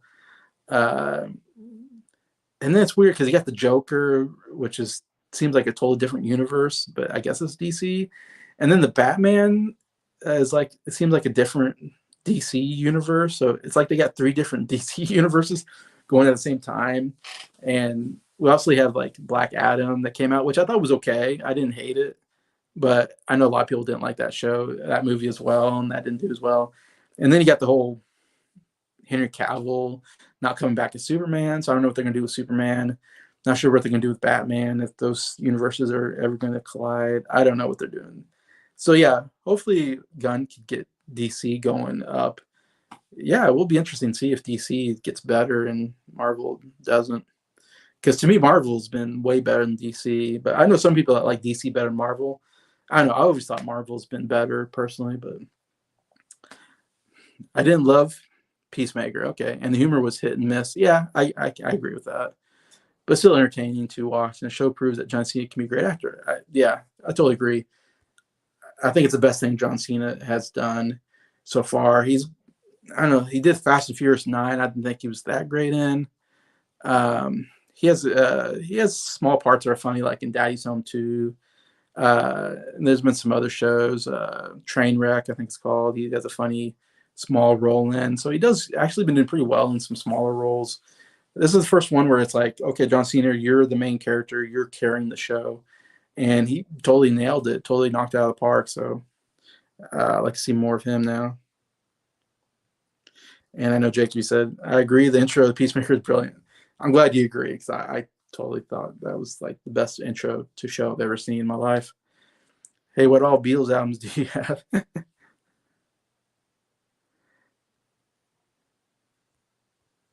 Good question, Garrett. I have Please Please Me. I guess I got that up right now. I got Please Please Me. I got Hard Day's Night, Help, Rubber Soul, Revolver, Let It Be, and Abbey Roads. So those are the 7 albums I have right now with Beatles. I need to get the other ones at some point. See, Jacob. I predict the Marvel movies will get better again, as it looks like Phase 5 leads to a greater. Yeah, that's true. I think it was because it was so great about like when the first 22 movies. What was great is that they were ending with Thanos's gauntlet, the what do you call it, the Infinity Gauntlet storyline. So it was great. Everything was leading up to the big battle with Thanos and Endgame, and so that was a great ending to that whole storyline. I felt like, yeah. So now they haven't really started a new storyline, but I think they're eventually going to start this one with Kang. I think his name is. It seems like he's going to be maybe the next bad, if I'm right. Maybe Jacob Martin can tell me, or anybody in the chat. But I think Kang, he's going to show up. He showed up in Loki season 1. He's going to show up in Ant-Man Quantumanium, whatever, Quantumanium. And so I feel like they're kind of going to build him. I still don't understand that character yet because he was barely in Loki season 1. So I still don't know what that character is about. So we'll see. And it's hard to do better than Thanos. Thanos was a really good villain. So I'm interested to see what they do. And Jonathan Majors seems to be getting bigger. He's in Creed 3. And so he, as an actor, he's kind of starting to get more roles. So it'll be interesting to see what he does with that. And they're also doing this whole invasion, which is a big storyline in the comics, from what I understand. And I don't know a lot of the comics, so I'm kind of learning everything at the times I'm watching the movies and stuff and TV shows. But I'm guessing the invasion storyline is a big storyline, and it's going to be a big storyline in the upcoming movies, maybe. And King is something like that. You can tell me if where I'm wrong there, Jacob, or where I'm right if you're in there. Yeah, so they're going to have some kind of. It sounds like they're going to have a main bad guy and a main, somewhere they're going to go with the storylines. And hopefully they like. Of course, I know there's going to be some Avenger movies coming out, so they're going to. I don't know who's going to be part of the Avengers, who they're going to team up. So it'll be interesting who teams up. I mean, like Shang-Chi, I like to see him team up with some other characters. I feel like Black Widow's done because Scarlett Johansson had a whole big fight with Marvel, so I feel like that character might be done. But I'm gonna bring back some of those characters from that show, or like the Black Widow's sister. I'm sure they're gonna do stuff with her. She can be in there. Um, I don't know, the new Black Panther maybe. Uh, Doctor Strange is still around. So I don't know what characters the Eternals are still around, I guess. I don't know. So it'd be interesting to see what characters come together.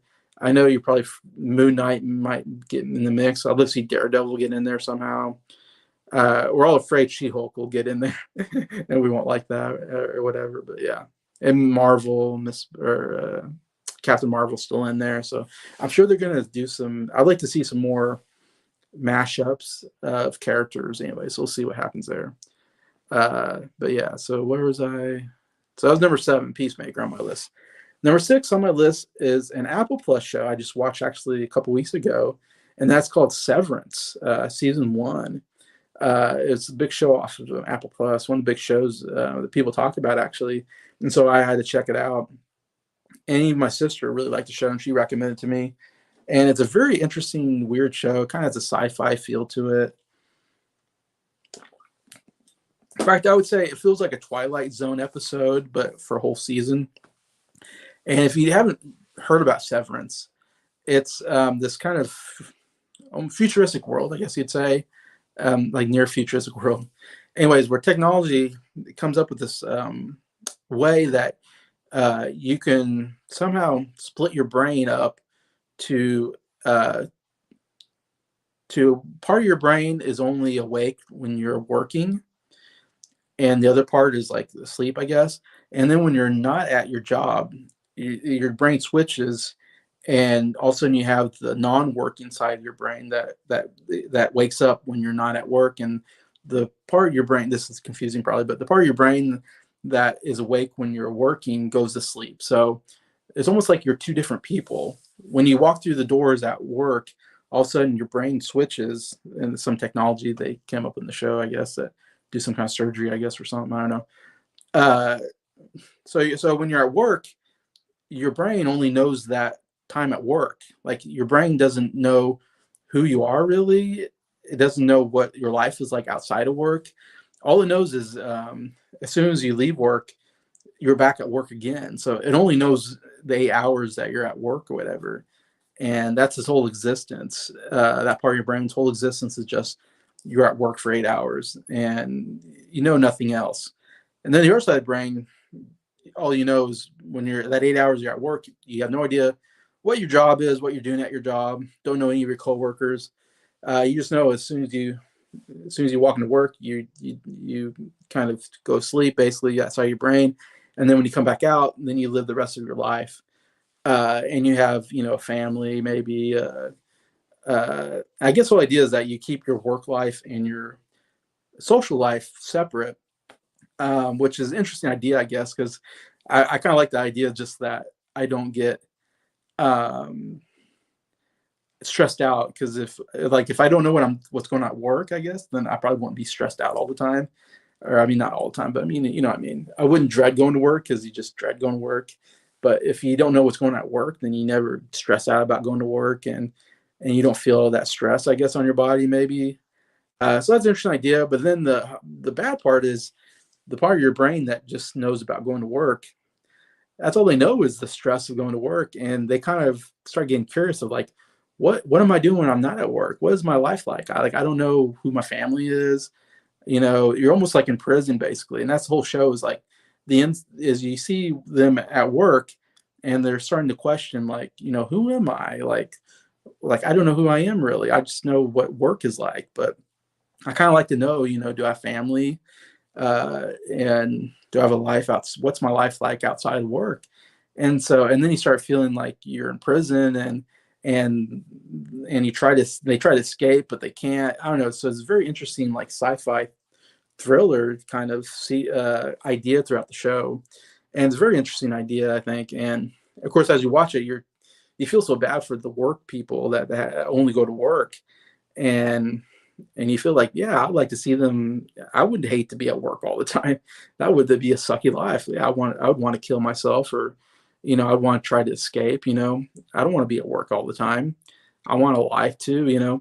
So it's kind of this interesting idea of like, are they real people too? The work side of the brain? Are they, but they are, and they're being oppressed, and so, you know, we kind of root for them to get out, And so it's a very interesting show in that way, and you really root for those characters, and it definitely ends on a really cool cliffhanger. So I'm really interested in what happens in season 2, because the way it ends, you're like, oh my gosh, what's going to happen next? So yeah, very good, kind of a sci-fi thriller drama show on Apple Plus called Severance. I highly recommend it.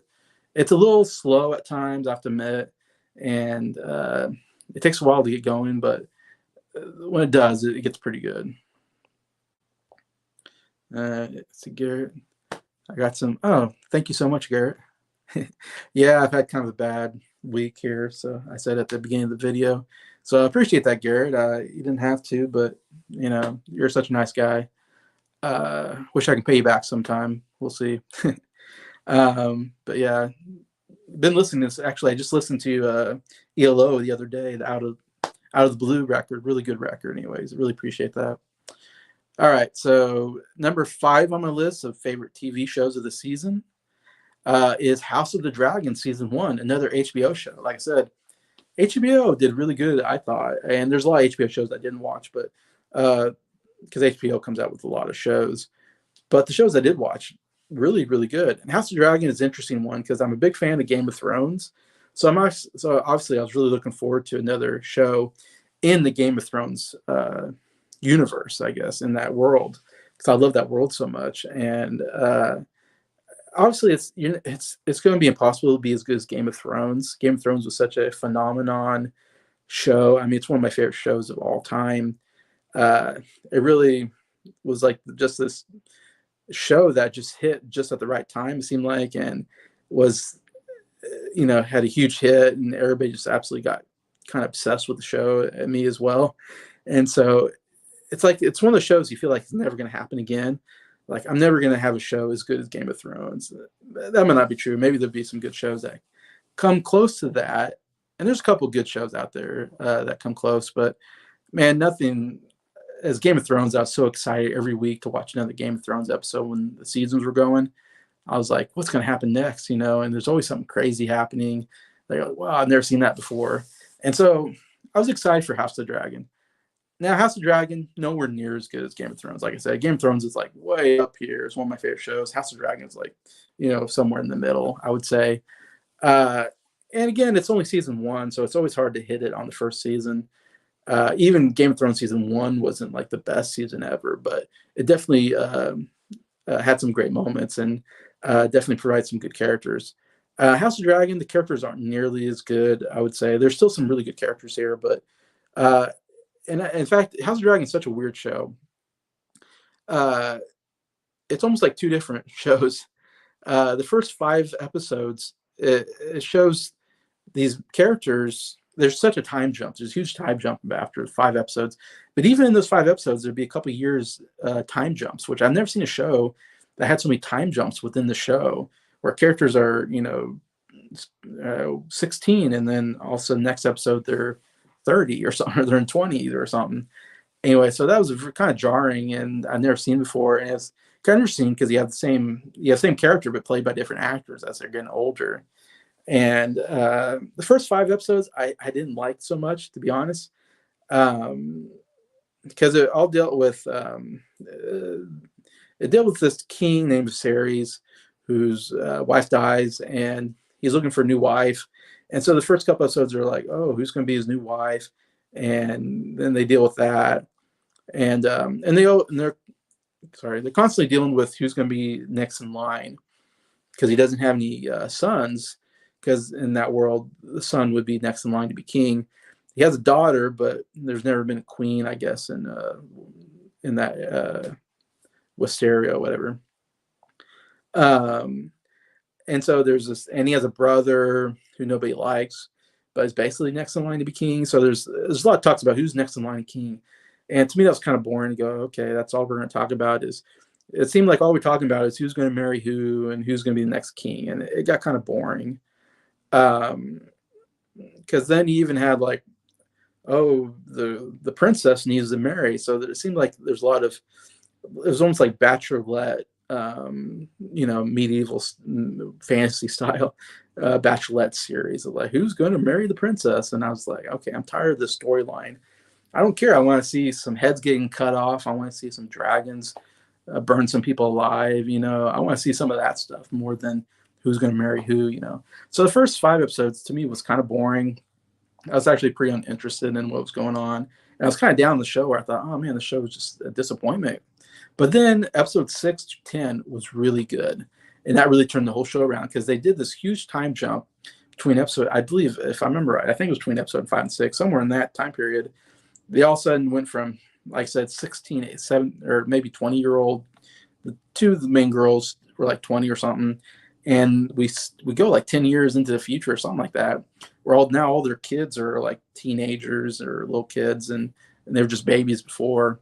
And so we see them all. And that was more interesting because then it came about, okay, who's going to be next in line to be king? Actually, it was kind of interesting because he had the, I'm forgetting names, so I'm not going to say names, but you had the one main, the daughter of the series was supposed to be next in line.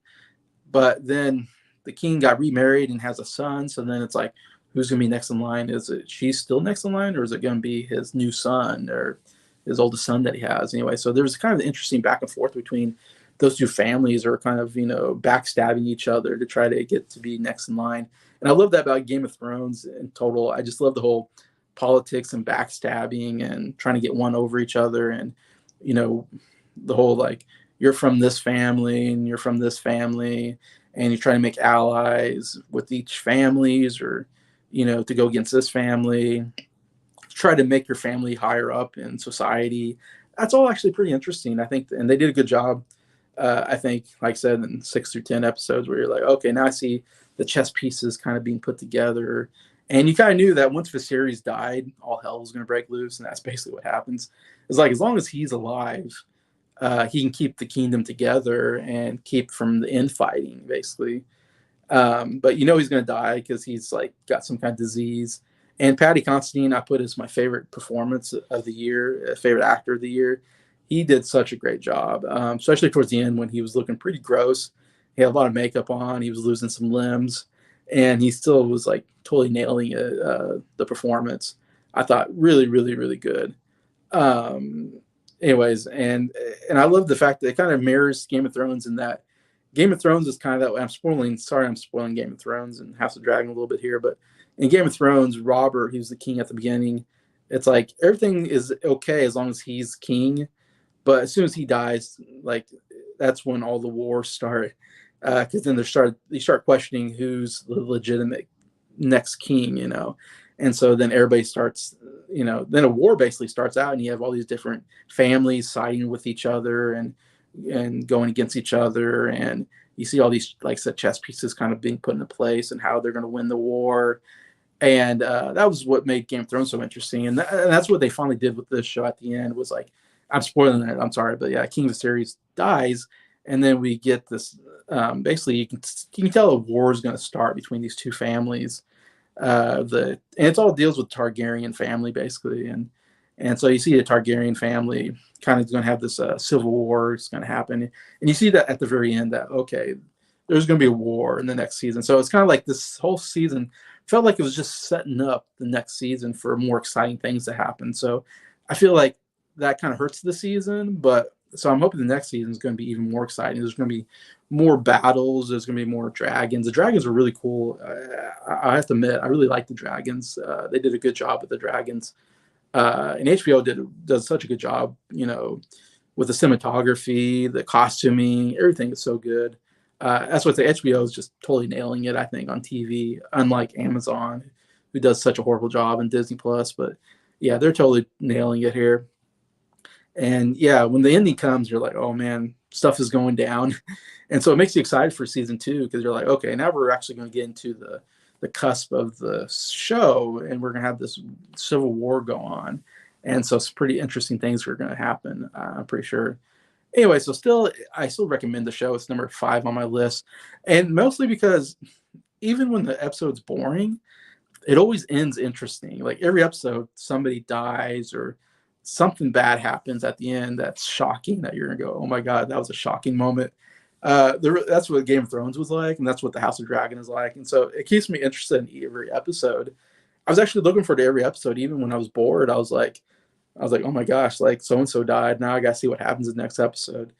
So they did a really good job with that. I thought overall on the season of House of the Dragon, where, uh, yeah, you're just like you just know it. You're watching it. You're like, okay, I know something bad's going to happen. It's going to shock me, and sure enough, something happened. You go, oh my god, that was shocking.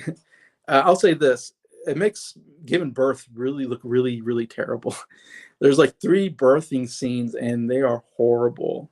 I mean, they are some of the. I had to fast forward it because they were some of the most gruesome things I've ever seen.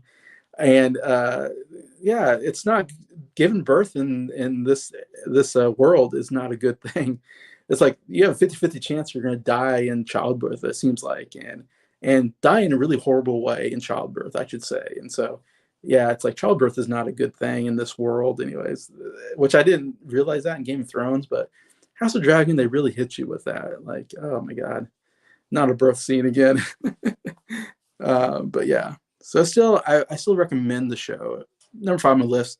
Nowhere near as good as Game of Thrones, but still it has some. It still gives you some feels of the Game of Thrones, which I like, and I think it's leading up to something good as well. Uh, do you need to watch Game of Thrones again? The House of Dragon. That's a good question. I don't think you do because this takes place like almost 200 years before Game of Thrones. It definitely helps if you know Game of Thrones because they deal with the whole Targaryen family. And if you know Game of Thrones, you know the Targaryen family is it's the House of Dragons. Of course, it's the family that has dragons and basically took over Westeros in the Game of Thrones era.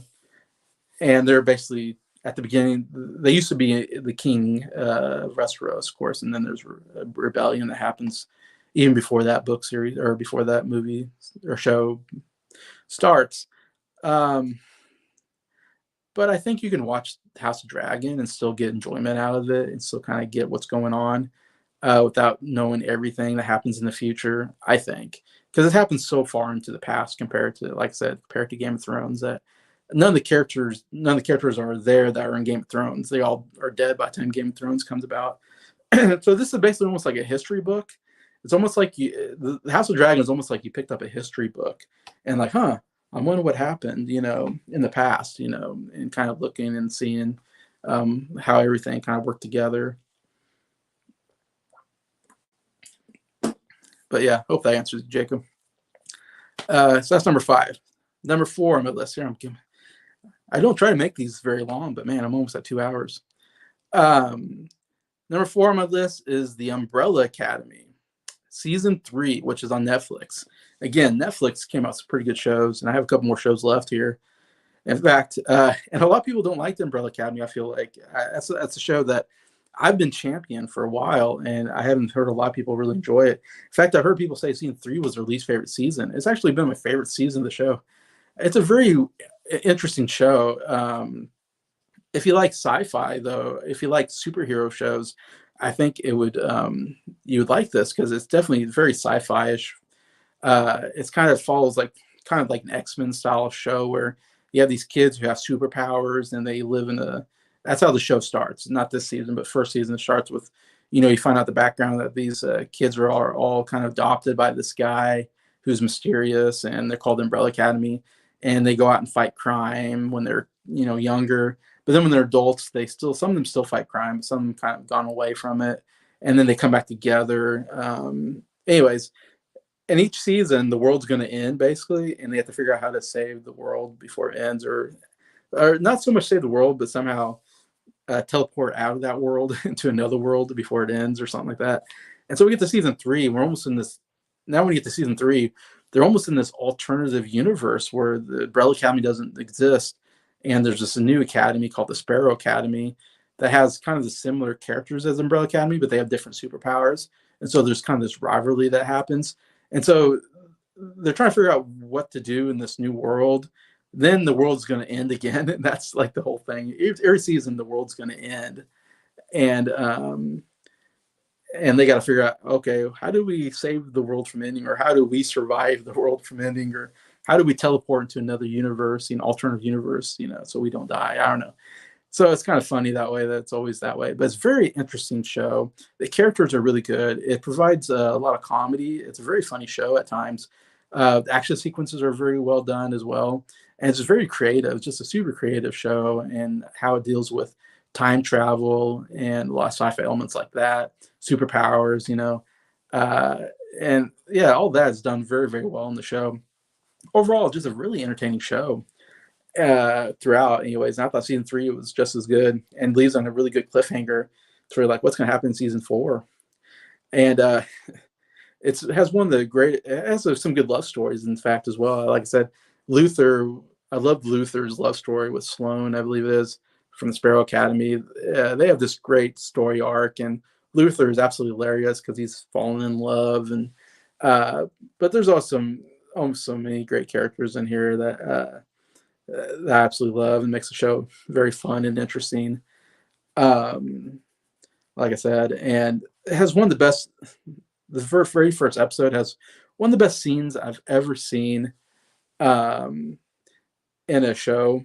And it's like, I don't want to spoil it too much, but they meet the Sparrow Academy at the very beginning. Actually, at the end of season 2, in the beginning of season 3, they meet the Sparrow Academy, which is like this alternative universe, Umbrella Academy type thing. And it's very interesting. The one character, like, she spits like some kind of liquid on you, and then it makes you hallucinate.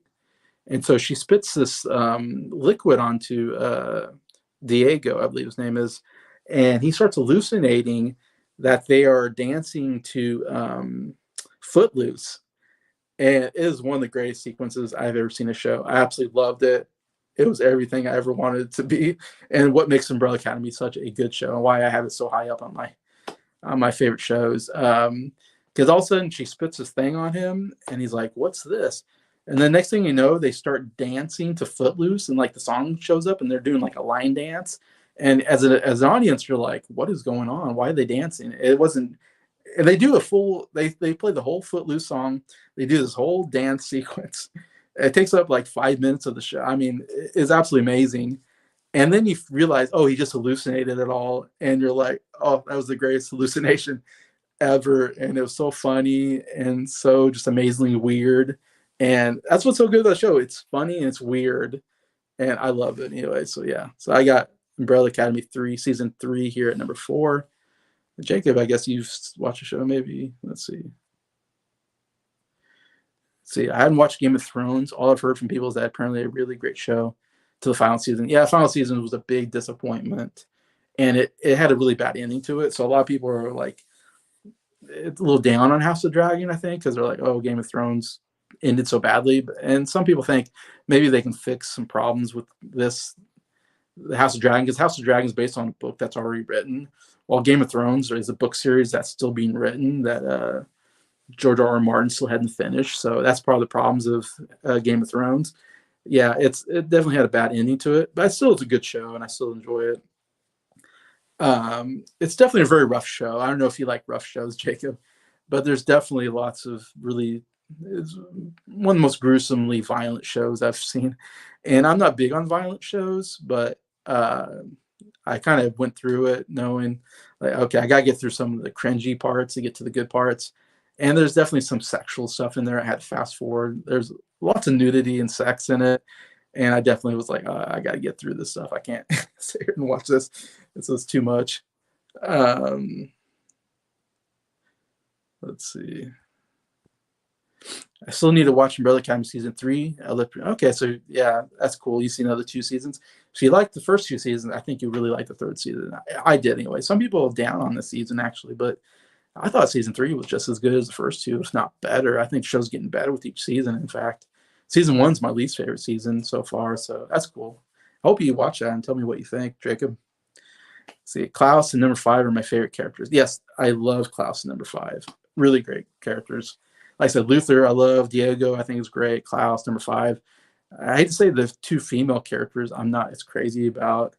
I think there's 2 female characters that, to me, are my least favorite characters of the main characters, but definitely those characters are just, their Klaus is just so funny and interesting, and number 5 is just a really cool character. But yeah, all right, getting to my top 3 favorite shows of the year.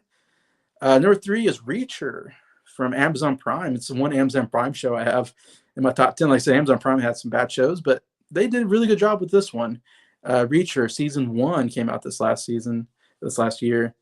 And it's based off the Jack Reacher books. Of course, they made 2 movies with Tom Cruise as Jack Reacher. But this is a whole season based on one of the books, I think.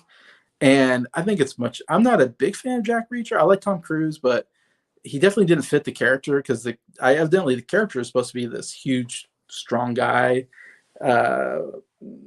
that's also very good at investigating.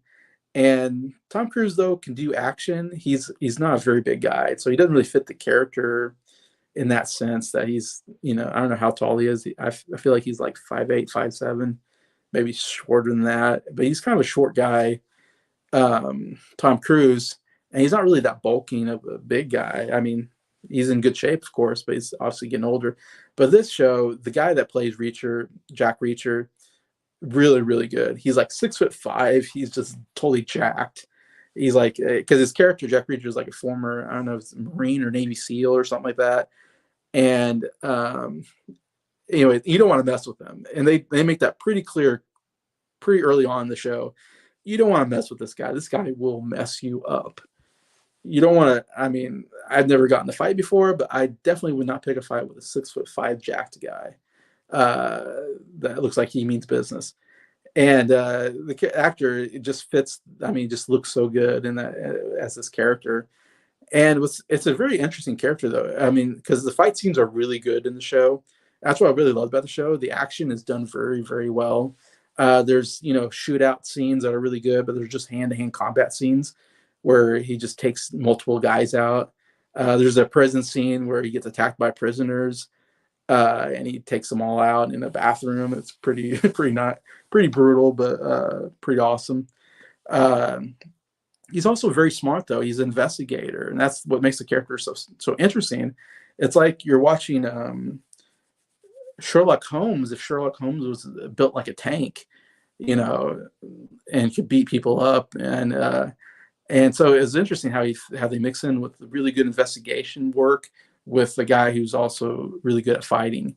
And so it makes him a very interesting character. And he's very kind of the character really is not a big talker. He's really kind of a quiet guy and very serious, but at times he can be funny. He can kind of do some humor in there.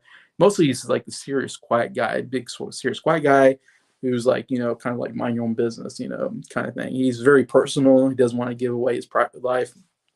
He doesn't open up very often, I guess I should say. But anyways, he gets involved. The whole show is he comes to this town. His brother gets murdered, and so he's trying to figure out who murdered his brother. And so he kind of works with the police. There's a homicide detective that he works with, and this other woman who he kind of gets romantically involved in, who's also works for the police. And so they kind of go on this investigation through the series, and we see more people getting murdered. And it's a pretty brutal show. People get murdered pretty brutally. So it's definitely a very rated R show. Anyways, and so he gets involved in what's going on, and there's some really good fight sequences, good shootouts, like I said, done very, very well, and people get messed up pretty good by Jack Reacher, which is really fun to watch. Anyways, and so we kind of figure out there's some corrupt, politician involved and corrupt police force, and that kind of goes all in on it, and they're targeted and people are trying to kill them. And so it's kind of like that, and they're trying to, like I said, trying to find who murdered these people, including his brother at the beginning of the show. Anyway, so it's kind of this whole murder mystery show, mixing with a lot of good action. Anyways, and I really like the characters. I thought they all gave pretty good performances throughout, and it was just a really fun show. And yeah, one of the best shows. Like I said, number 3 on my list. I wasn't sure how good this. Like, say, Amazon's usually not very good, but they did a really good job, and I look forward to more. I hope they do more Reachers, because I know there's a book series, so I'm guessing they can take stories out of the books and make some really good seasons out of them. I'm hoping, and I don't know how connected they will be though, but I don't know if they can find a way to connect the characters, because I like a lot of the characters in the first season. So we'll see. I don't know. I've never read the book series, so I don't know how the book series plays out, but yeah, definitely one. If you have Amazon Prime, definitely check out Reacher if you like uh, murder mystery action movies or shows done very, very well. And yeah, only Reacher I've seen is Tom Cruise, which I liked. Yeah, so if you like the Reacher movies, you'll like the show. The character is pretty much the same. It's just that instead of Tom Cruise, it's a 6'5" dude that's real jacked and really fits the character. Anyway, so yeah, totally recommend that Reacher season 1 on Amazon Prime. All right, top 2 shows. They're kind of the shows you probably would guess. If anybody out there, can you guess what my top 2 shows are? They're 2 shows on Netflix. They're huge, very popular shows, and I absolutely love them as well as a lot of people did. Number 2 favorite show, Stranger Things season 4, and Stranger Things have been kind of hit or miss for me. Season 1 I really liked. Season 2 I didn't care for so much. I thought it went kind of down in quality. Season 3 again, not great. It was okay at times. So I almost felt like Stranger Things kind of lost me a little bit. But season 4, really great season. A lot of stuff happens. Very interesting season because every episode was like an hour and a half, and the finale was like 2 hours long, I think. I mean, they're like movie length episodes. That was crazy. It was kind of interesting to get through them because they're like, wow, it's like watching a movie every time I was trying to get through it. But the show is very interesting because it delves with sci-fi and horror, and I'm not a horror fan, but I felt like this season really went horror. I mean, there were some horrifying things happening. People die in horrifying ways, I should say. And I know Norrin said I think this was one of his favorite shows, and I totally get it because if you like horror, I thought this season was really good. Even for someone who's not into horror like me, it was like kind of into it. And just, of course, season 4, all these characters, really good characters, and they even introduced some new ones that are really good. Like Eddie, I think his name is, this kind of rocker guy that likes Dungeons and Dragons. Very interesting character. And Max, I really liked it. I put Sadie Sink, who played Max, as my favorite supporting actress performance. I thought she did an absolutely excellent job here. And this really good bad guy, Vecna, I think his name is a very horrifying kind of horror villain that kills people. He chases them down kind of, and then when they die in this really gruesome way where you see them in, like, they're almost like in this trance, and they're like in the upside down world. And when in the regular world you see them, like their bones start bending and breaking and their jaw breaks, and it's like, oh my god, that's a horrifying way to die. Your whole body just starts breaking apart. Yeah, definitely anytime they start that, I'm like, oh my god, this is terrible. But made you really scared for the characters. You thought all the characters were in danger to die, and I thought they did a good job with being really thrilling throughout the series. And like I said, it has a touch of humor here and there, which I like, mixed in with a lot of like the thrilling scenes and dramatic scenes and all that, and a lot of good character development and character arcs throughout the show, I think. There's too many to talk about. I can't even say, like, and then David Harbour's character, Sheriff Hopper, has this whole other storylines. There's so many storylines, so many characters, so many storylines going on. It's just absolutely insane how they did it and did so great. And I love, David, the Sheriff Hopper, and I forget, Winona Ryder's character and this other guy. They're trying to find him in this Russian prison and trying to get, it's a whole prison escape thing. It's totally separate from everything else that's happening. But yeah, it's very good. And then you have Eleven's kind of going through her whole thing, where you see flashbacks when she's like in this institute, and we even see like how Vecna comes about, which is very interesting, and how they have this rivalry. And then the whole last episode is just very thrilling and scary, and and all that. And yeah, it's just a really, really good show. That can be scary, thrilling, funny. So many amazing characters in it, and yeah, just a really incredible storyline. And I think they're gonna do another season, but it's like, where do they go from here? I mean, this is one of the great villains I've ever seen in a TV show series, and uh, yeah, just really did a great job with season 4. I'm interested in seeing what they do next. Jacob, Stranger Things season 4 definitely embraced the horror elements. That's what I thought. I thought each season has horror elements, but man, this season was really horror.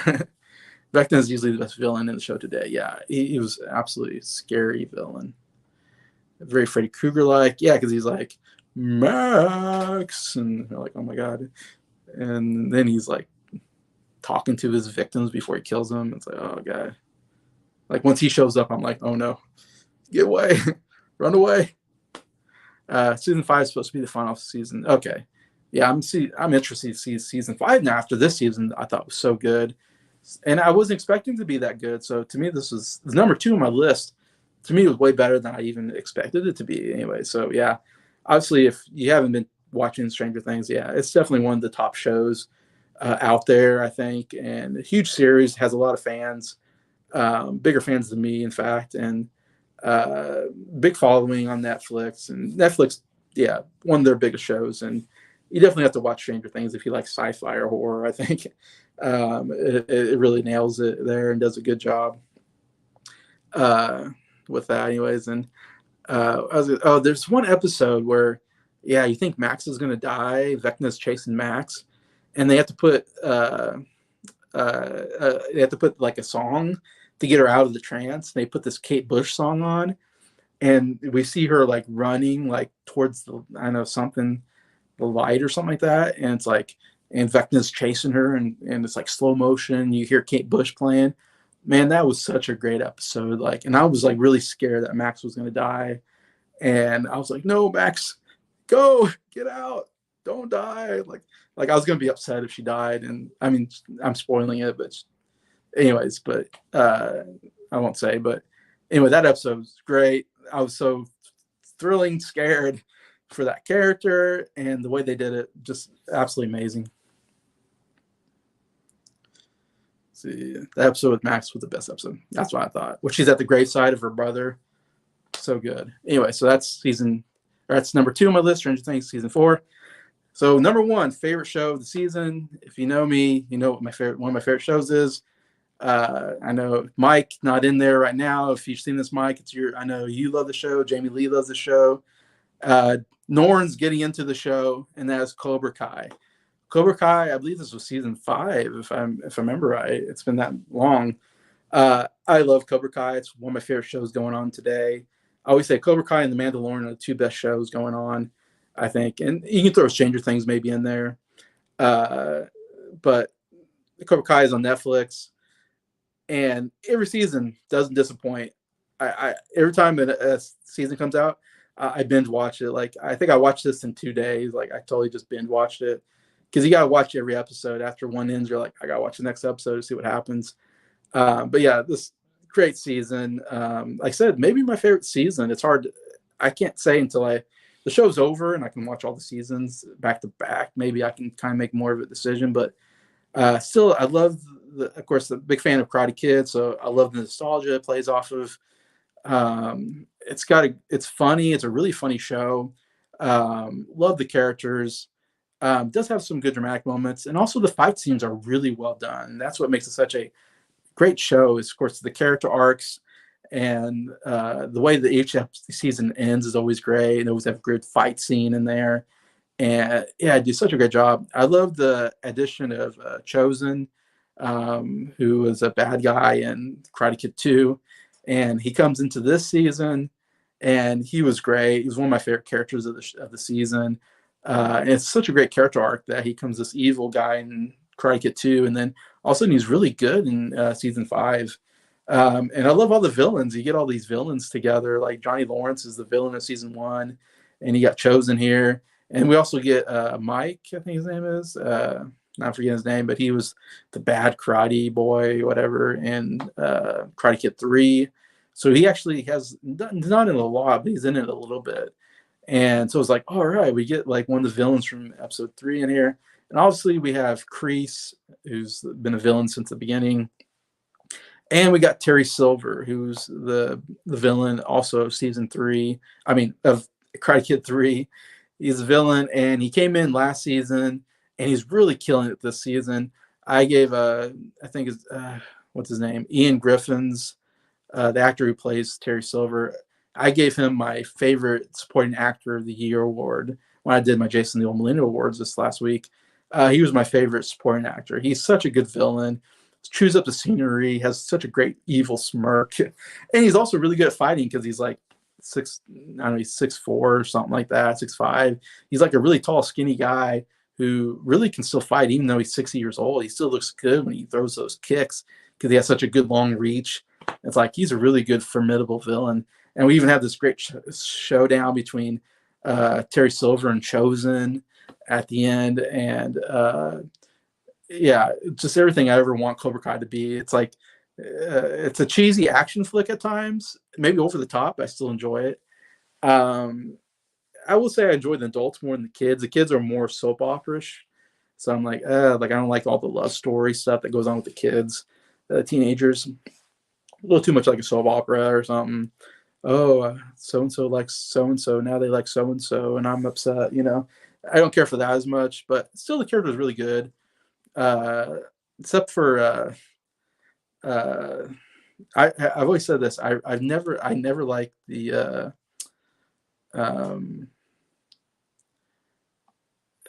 what's I can't remember the name. The main character, Daniel and his family. I'm forgetting their names now, but like I've never liked that family. They're always the most annoying family. They're always I don't know. They're always messing things up. I feel like the daughter. I absolutely hate the daughter. I hate that's a strong word, but she's always I don't know. She's always messing things up, and she's always getting mad and trying to get revenge. And it's like man, chill out.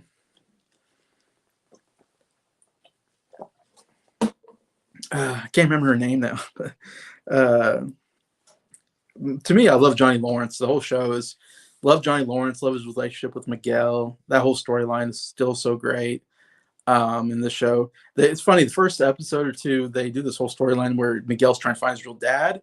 And then the story ends after like 2 or 3 episodes, and like we never go back to it. It's like, okay, that was a waste of a couple episodes where it's like, why did we even try to find his real dad? I don't know. To me, it was more interesting when I got back, and I love him and Robbie kind of finally settled their rivalry, which I thought was a great. They have, to me, one of the best fight scenes the whole show was them two having that fight scene and finally coming to terms with, the terrible events that happened in previous episode or previous seasons, and kind of become good. I love there's so many redemption character arcs, probably too many, but I still enjoy. They do a good job with all these character arcs with like Robbie kind of becoming good this season, and then also now I forget there's the girl that's like Cobra Kai that's always been kind of evil, but she's kind of turned good now. She has kind of a redemption storyline that works really well. Uh, I love Hawk. Hawk's been my favorite character probably in the show. He has such a great story arc. He didn't do as much this last season. I think season 4 was his best season, but still enjoy him. And I love Dimitri. He's so funny. Those two together. I always said I would watch a spin-off show where those two go off to college together. To me, would be a great show, Hawk and Dimitri.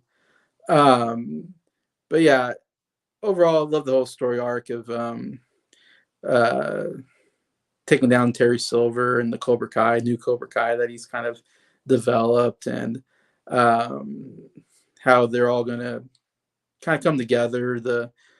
And Johnny Lawrence has a really good where he's really becoming a much better character and nice character. He's always funny because he's kind of a jerk, but yet I like him in all the other seasons.